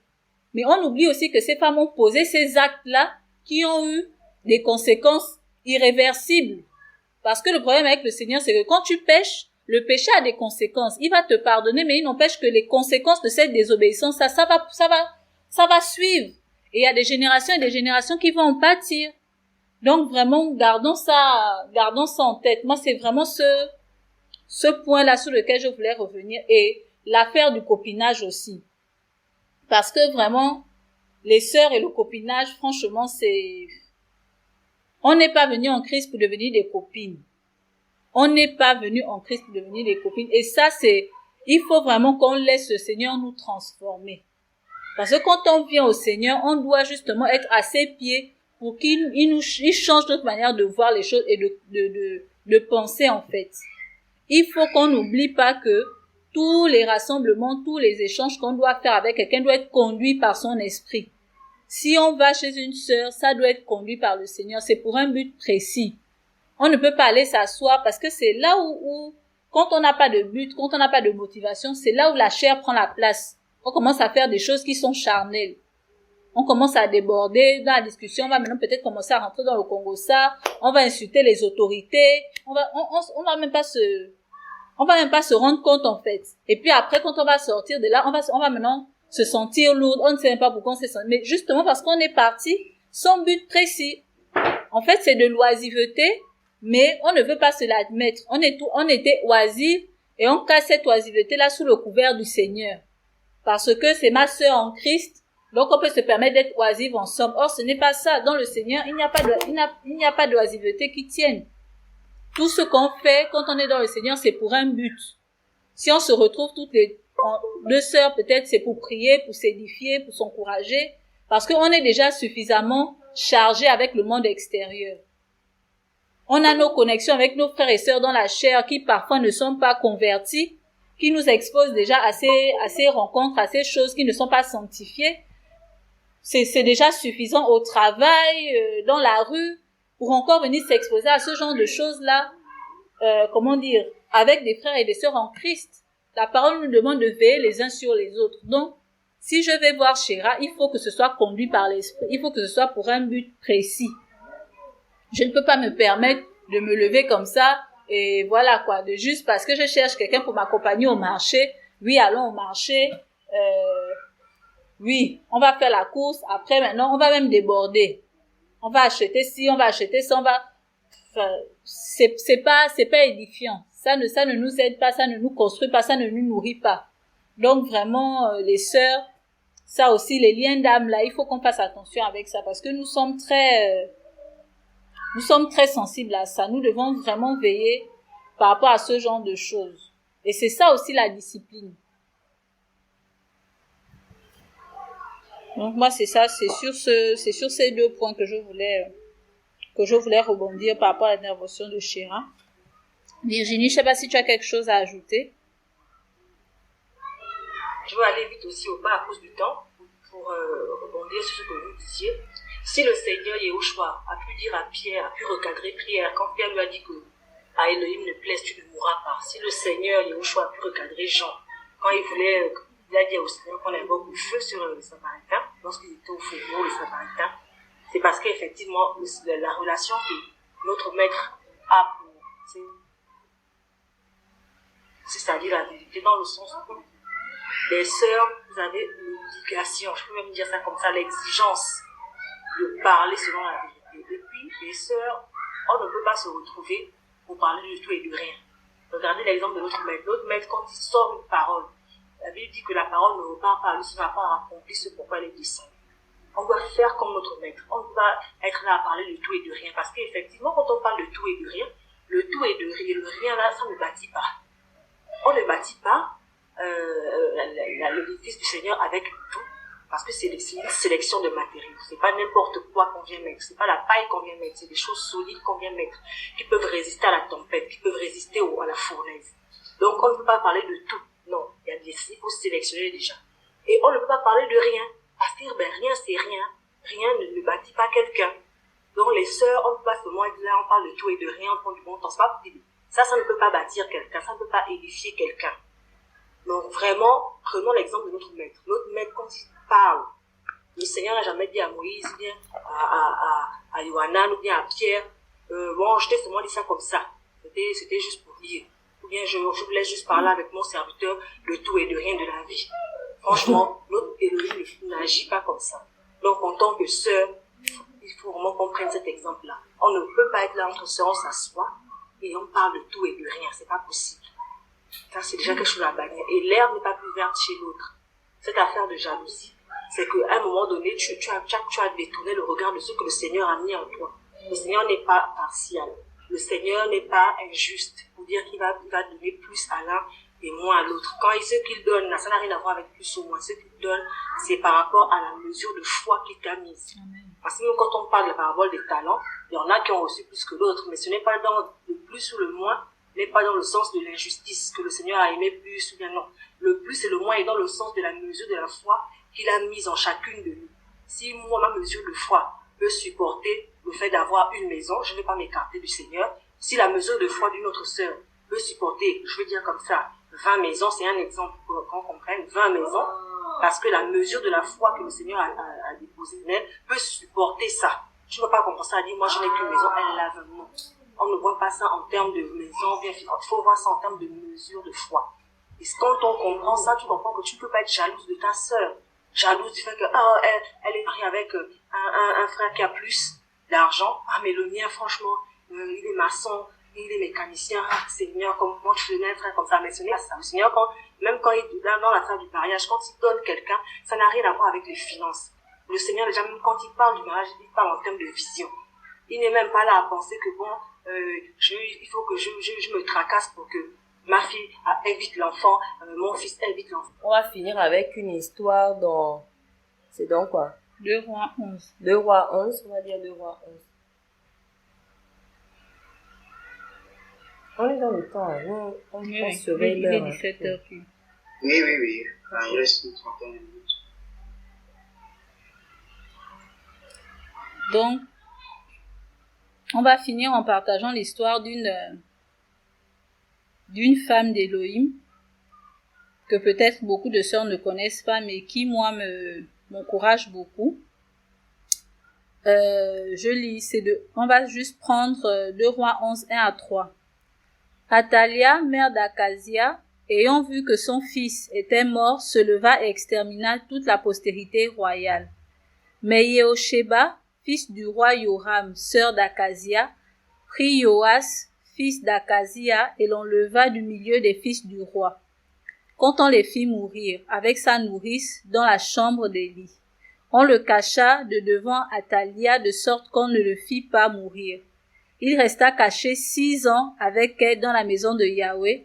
Cependant, Athalia régnait sur la terre. L'on voit 2 femmes qui manifestent des comportements totalement différents. Et pourtant, ces 2 femmes sont de la même famille. On a Athalia, qui est la mère d'Akazia, et on a Yehosheba, qui est la sœur d'Akazia. Donc, je pense, soit c'est sa petite fille, soit c'est sa nièce. En tout cas, il y a un lien de parenté entre les 2. La mère, elle voulait régner. Donc, comme son fils est mort, comme on a tué le roi Akazia, dans 2 Rois 10, on montre comment on a tué le roi Akazia en voulant exterminer toute la descendance d'Akab. On a aussi tué le roi Akazia. Et quand la mère a vu qu'on a tué son enfant, elle s'est levée et elle s'est dit que puisque mon fils est mort, personne d'autre ne va régner. Donc, elle a voulu finir avec toute la postérité royale. Et Yehosheba, comme elle a vu ça, elle a vu ce qui se passait, elle a pris Joas, le fils d'Akazia, et elle l'a enlevé. Elle l'a mis à part, en fait, pour que sa grand-mère ne finisse pas avec lui. Et elle l'a pris avec la nourrice, et elle allait le cacher dans la maison d'Élohim. Et elle a caché cet enfant pendant 6 ans. Et là, on voit vraiment l'attitude d'une femme qui craint le Seigneur. Souvent, on peut, nous les femmes, dire que oui, mais ce n'est pas moi, il y a mon père, il y a ma mère, il y a la pression. Là, on voit une femme, je parle de Yehosheba, on voit une femme qui est née dans un environnement où les gens ne craignaient pas forcément le Seigneur. Athalia, elle régnait, elle a voulu finir avec tout le monde pour pouvoir régner. Et elle a vraiment montré, par son comportement, par son attitude, qu'elle ne craignait absolument pas le Seigneur. Sa fille ou sa nièce, je ne sais pas le lien exact, mais en tout cas, c'est un lien de parenté, aurait pu la craindre et se dire que, je veux pas m'exposer, je peux pas me mettre en porte-à-faux avec elle, je veux pas de problème, donc mieux, il y aura aussi, elle n'avait qu'à finir avec tout le monde et puis voilà. Mais elle a vu ça, elle connaissait la parole du Seigneur, elle s'est dit, ce n'est pas possible, je ne peux pas laisser cette femme faire ça. Elle a pris l'enfant, elle l'a caché. Elle n'a pas pris sa bouche pour aller faire le papato à gauche, à droite, pour aller dire regardez ce qu'Atalia fait, c'est pas normal, machin. Elle-même, elle a discerné que le comportement de cette dame n'était pas selon le Seigneur. Elle a, je suppose, fléchi les genoux, et elle a demandé au Seigneur qu'est-ce qu'elle devait faire.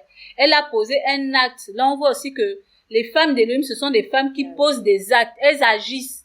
Elles ne se contentent pas de dire que oui, je reste chez moi, je prie. Comprenons-nous, je ne remets pas en cause la prière, mais je dis que après avoir prié, ou bien tout en continuant à prier, il faut agir. Parce que la foi se manifeste. La foi se traduit par des actes. On ne peut pas dire, j'ai confiance en quelqu'un, et puis ne pas manifester cette confiance-là au quotidien. Si j'ai confiance en quelqu'un, je dois poser des actes qui montrent que j'ai confiance en cette personne. Elle a posé un acte de foi, elle a pris cet enfant avec tous les risques que ça représentait, et elle a caché cet enfant dans la maison du Seigneur. Pendant 6 ans. Imaginez-vous un peu les sœurs, 6 ans. Toi, tu te retrouves, tu connais une doc, comme on dit dans le langage courant, tu as la doc de quelqu'un pendant 6 ans. Ça chauffe là, ça chauffe. Tu as les sœurs à côté de toi, elles sont en train d'attraper la tête pour dire que, mais on va faire comment, la Gaule est en train de tuer tous les rois, mais non, comment on va faire et tout. Toi, tu as la doc. 6 ans, tu dois te mettre à part de temps en temps pour aller nourrir cet enfant, pour lui apporter à manger et tout ça dans la maison de Yahweh. Elle n'a rien dit, avec tous les risques que ça représentait. Elle ne s'est pas non plus dit que oui, non, mais attends, il faut que je cherche un frère là. C'est le frère qui est censé être devant, c'est lui qui est censé prendre les coups. Non. Elle a saisi ce que le Seigneur attendait d'elle. Elle a fait sa part. Et on voit quand on regarde plus loin que quand l'âge de Joas arrivait pour régner, cette femme s'est mise en retrait. On n'entend plus parler d'elle. Elle a fait sa part et quand l'âge pour l'enfant de devenir roi est arrivé, il a prêté serment, il est devenu roi et puis c'est fini. Elle n'est pas venue revendiquer pour dire que non, sinon, si tu es roi là, c'est à cause de moi. Donc, il faut aussi que tu me reconnaisses, il faut aussi que j'ai part avec toi dans le règne, etc., etc. Mon petit. Donc, franchement, les sœurs, creusez. Moi, je vous invite parce que l'histoire de cette femme-là m'encourage beaucoup. Regardez ce qu'elle a fait. Elle n'a pas fait le bruit. Elle a fait preuve de courage, elle a fait preuve de foi, elle a fait preuve de fidélité, elle a fait preuve de constance. Et elle s'est tue. Parce que souvent, on se dit que, femme d'Élohim, il faut que je parle, non, tu n'as pas forcément besoin de parler. Qu'est-ce que le Seigneur t'a dit? Fais ce que le Seigneur t'a dit simplement, tu n'as pas forcément besoin de publier. Et tu n'as pas forcément besoin, quand le Seigneur te dit quelque chose, ne va pas aussi donner le fardeau là à quelqu'un d'autre parce qu'elle ne l'a pas fait. C'est à elle que le Seigneur a dit, prends l'enfant, cache-le dans ma maison, occupe-toi de lui avec la nourrice pendant 6 ans. Elle n'est pas allée chercher une autre sœur pour dire que moi, Jean Chéra, viens m'aider, parce que là, ce que le Seigneur m'a donné là, c'est trop fort. Non, je pense que tu dois m'accompagner. Elle n'a pas fait ça. Et nous, les sœurs, nous avons aussi ce problème-là. Quand nous avons reçu quelque chose du Seigneur, on va toujours chercher une autre sœur ou un autre frère qu'on va associer à notre projet en oubliant que quand le Seigneur t'appelle, il t'envoie avec un mandat. La sœur ou le frère que tu vas aller chercher là, tu vas l'exposer pour rien. Parce que c'est pas à lui que le Seigneur a demandé de faire ça ou c'est pas à elle que le Seigneur a demandé de faire. Donc vraiment tout ça aussi pour nous encourager et nous dire que c'est possible. On nous a montré ce qui nous expose, ce qui risque de nous arriver si on ne se comporte pas en tant que disciple. Et pour nous montrer aussi que c'est possible d'être un disciple et de ne pas faire de bruit. Cette femme-là n'a fait aucun bruit. On sait ce qu'elle a fait simplement parce qu'on évoque son nom dans trois versets de la Bible. Un livre de combien de pages? Ça ne prend même pas la moitié d'une page ou le quart d'une page. Mais elle a fait sa part. Et aujourd'hui, si le Seigneur la descendance a pu perdurer, le Seigneur a pu venir sur la terre il y a plus de 2000 ans, c'est notamment grâce au travail de cette femme. Parce qu'elle voulait tuer toute la postérité de Juda, tous les rois. C'est bon. Ok, en tout cas, il y a tellement à dire, mais on croit que les unes et les autres vont recevoir l'essentiel du message. L'essentiel du message, c'est de dire aux sœurs de prendre leurs responsabilités face à ce que le Seigneur, en fait, leur dit, de prendre leurs responsabilités par rapport aussi à la sanctification, à la sainteté. La sainteté, ce n'est pas une affaire d'anciens. La sainteté, ce n'est pas une affaire d'hommes. La sainteté, la sanctification, la rigueur, la prise de position par rapport à la vérité, vraiment, c'est ça. Parce que quand je t'écoutais, Hermine, par rapport à cette femme, je me rends compte que c'est une femme qui a pris position pour la vérité. Elle a fait ce qui était juste, elle a fait ce qui était bon aux yeux d'Élohim. Et ça manque souvent aux femmes. Les femmes, c'est vrai que de nature, on est peureuse, mais je crois que nous avons reçu l'esprit d'Élohim. C'est un esprit de force et de courage.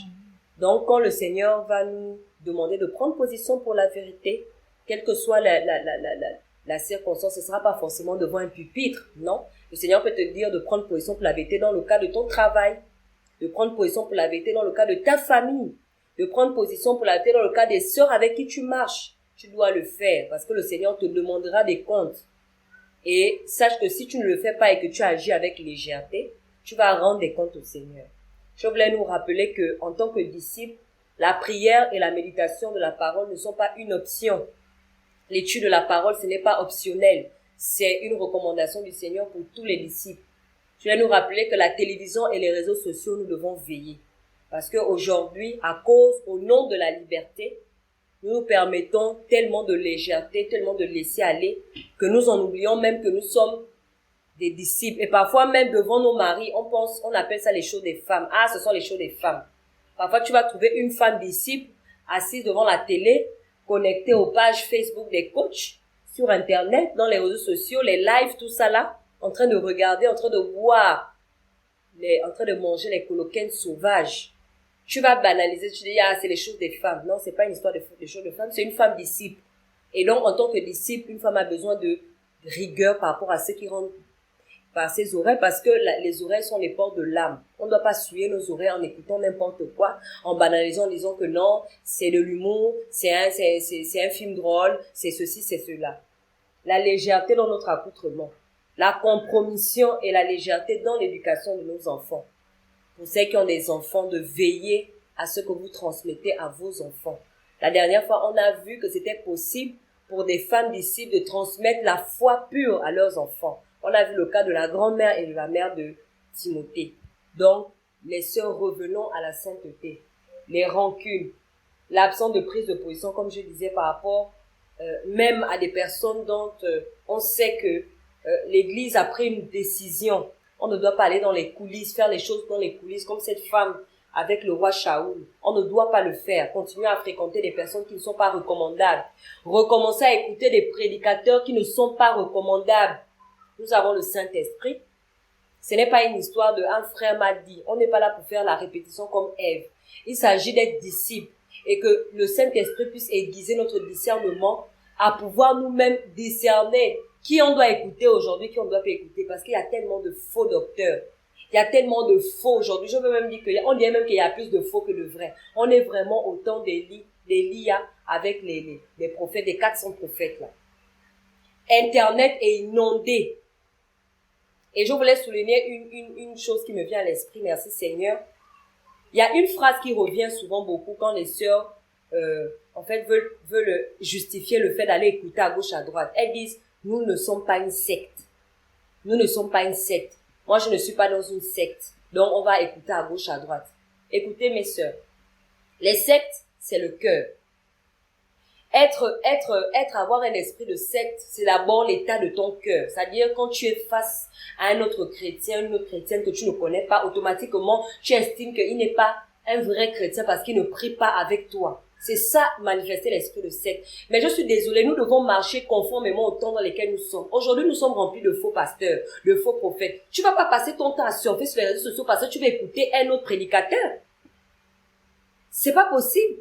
Si le Seigneur permet que tu tombes sur un enseignement d'un autre frère avec qui nous ne travaillons pas et que cela t'édifie, gloire au Seigneur. Mais de là, aller t'asseoir, parce que c'est de là que viennent les pièges. La communication que Ève a eue avec le serpent, c'est ça là. Il commence à te dire, non mais écoute, tu sais, le fait d'écouter les mêmes frères tout le temps, tu es dans une secte. Hein. Non, mais la secte, le Seigneur sait que tu n'es pas dans une secte, mais tu te gardes des faux. Tu te gardes des messages qui peuvent t'emmener à être séduit. Tu te gardes toute cette saleté, en fait, qu'il y a aujourd'hui. Tu vas pas commencer à aller surfer parce que tu cherches absolument à aller écouter un autre prédicateur. Tous les frères qui sont en Zion, tous les frères qui sont à Wenje, tous les frères qui sont à Paris, tous les frères qui sont, je ne sais pas, il y a beaucoup de frères tellement qu'on connaît il y a tellement aujourd'hui beaucoup le Seigneur a permis que beaucoup de frères aujourd'hui existent. On a les frères, la voix de celui qui crie, on a des frères par-ci par-là dans les nations, qu'on connaît les témoignages. Donc, toutes les prédications là, ça ne te suffit pas. Il faut que tu ailles d'abord chez les internationaux qu'on connaît, je ne vais pas citer leur nom pour faire leur publicité. Tu as besoin d'aller écouter les internationaux parce que tu veux te convaincre. Et je me dis, c'est vraiment un piège. On n'est pas une secte là. Faut que les unes et les autres revoient bien leur position. Parce que j'entends beaucoup ce son-là chez les sœurs. Ah non, tu sais, on n'est pas une secte. On est libre d'écouter tel prédicateur. Mais oui, mais ce prédicateur n'est pas recommandable. La Bible dit qu'on ne donne que ce qu'on a. C'est un cupide. C'est un homme qui couche avec les femmes. C'est un homme qui vole. Il pratique la dîme de manière constante. Il vole, il dépouille le peuple du Seigneur. Quand tu dis que tu vas l'écouter parce qu'on n'est pas une secte, non, tu ne sais pas à quoi tu es en train de t'exposer. Pareil, quand les frères, avec la grâce et l'autorité qu'ils ont pris une décision, tel frère n'est plus recommandable, laissons-le d'abord de côté. Tu vas dire que non. Moi, j'estime que la décision n'est pas assez sage, et puis on n'est pas une secte, on n'est pas ceci, cela. Tu vas continuer à entretenir des relations. En fait, ça revient à ce qu'on disait. C'est-à-dire, le Seigneur a donné déjà une parole au peuple d'Israël, n'allez pas faire. Mais toi, dans les coulisses, tu fais. Dans les coulisses, tu continues à fréquenter des gens qui ne sont pas recommandables. Et après, tu t'étonnes que tu n'arrives pas à prier. Tu t'étonnes qu'il y a beaucoup de choses qui ne vont pas dans ta maison. Tes enfants sont atteints. Tu t'étonnes parce que tu refuses en fait de prendre position pour la vérité. Il y a le fait que beaucoup ne jouent plus leur rôle auprès de leur mari et d'autres même refusent de se soumettre à leur mari. Donc ça aussi, tu te dis, oui, je boude un peu dans mon coin, on est à 2 personnes de nous voir, mais tu oublies que c'est le péché et que ça impacte l'assemblée. Il y a le fait que depuis qu'on n'est plus en confinement, les églises ont été, les assemblées, pas les églises. On ne peut jamais fermer l'église de Yeshua, impossible. Les assemblées, les lieux de culte ont été fermés. Beaucoup se sont comme refroidis.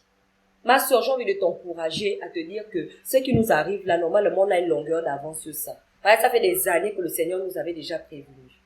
Ça fait des années que le Seigneur nous avait déjà préparé, nous avait déjà dit qu'il va venir un temps. Et là même, c'est le début des douleurs. C'est le début des douleurs. On n'est même pas encore arrivé au fond. On est en train de faire petit à petit la descente. Donc, si tu n'arrives pas à entretenir ta relation avec le Seigneur, seul à la maison, et que de temps en temps, que le Seigneur permet, tu peux te retrouver avec tes frères et sœurs pour t'encourager, ma sœur, revois les bases de ta conversion. Il y a un problème. Parce que la définition de l'intimité, c'est d'abord le cœur à cœur, c'est 2 personnes. Mais on a l'impression que depuis qu'il y a le confinement, beaucoup veulent justifier la froideur par rapport à la parole, la fermeté, la sainteté, à cause des réunions d'église. Mais le Seigneur avait déjà dit que dans les derniers temps, ça allait arriver. Le Seigneur avait dit ça, qu'on allait retourner de plus en plus dans un fonctionnement d'église, de maison, mon petit groupe, et de plus en plus on va être persécuté à cause de l'évangile. Donc si déjà à cause de la Covid-19, tu n'arrives pas à persévérer, mais quand les persécutions vont augmenter, tu vas faire comment? Quand on va dire au Gabon que interdiction formelle, on ne parle plus de Yeshua, c'est fini, même dans les entreprises, si on te trouve en train de parler de Yeshua, tu vas en prison, tu fais comment? Parce que ces choses-là peuvent arriver. Donc, il y a aussi cette excuse-là, non, comme il n'y a pas les assemblées, il n'y a pas les réunions, moi je m'en vais sur Internet pour chercher un peu non, cherche d'abord Yeshua, tu es disciple, assieds-toi au pied du Seigneur. Il y a le fait que on est beaucoup dans la compromission, comme je le disais au début, par rapport aux fêtes païennes, les célébrations païennes, il faut qu'on arrête avec ça. Il y a le fait que on n'est plus des modèles pour les plus jeunes, on n'est plus disponible pour les jeunes. Pour certains qui ont un certain âge, il y a beaucoup de jeunes sœurs qui aimeraient qu'on soit disponible pour elles. On est maintenant trop focalisé sur nos propres problèmes, alors que la Bible dit que nous sommes là pour nous servir les unes les autres. Donc, en tant que sœurs, en tant qu'aînés, nous devons de plus en plus être disponibles pour les autres, parce que dans ces temps de tribulation-là, justement, c'est le soutien qu'on peut apporter à une sœur, prendre le temps de prendre des temps de jeûne, de prière avec une sœur pour l'encourager, partager la parole avec une sœur pour l'encourager. Il faut qu'on se rende disponible. On ne peut pas être là, nous sommes disciples, nous sommes des femmes, c'est vrai, mais il y a des choses qu'on reçoit qui peuvent être bénéfiques en fait à d'autres sœurs. Donc on doit aussi se laisser être disponible, être des modèles pour les plus jeunes, soutenir les missions quand les frères vont en mission. Si on n'est pas disponible, on doit soutenir dans la prière, on doit soutenir par les finances. On doit sortir du copinage, comme on a dit. On doit dénoncer les œuvres des ténèbres. On doit prendre position pour la vérité. On doit accepter la solitude quand le Seigneur nous veut seuls. On ne doit pas avoir peur d'être seul. On ne doit pas avoir peur d'être rejeté. Parce que le rejet, ça fait partie du lot des chrétiens. On doit rester sur les connexions spirituelles. On ne doit pas chercher à se connecter aux uns et les autres par cause des affinités, des appartenances ethniques, raciales, etc. Ça, c'est pas biblique. Et on doit prendre nos responsabilités courageuses, prendre des risques quand le Seigneur nous le demande parce qu'il nous accompagne. C'est pas prendre des risques pour être vu, etc. Donc, c'était en résumé ce que je voulais dire.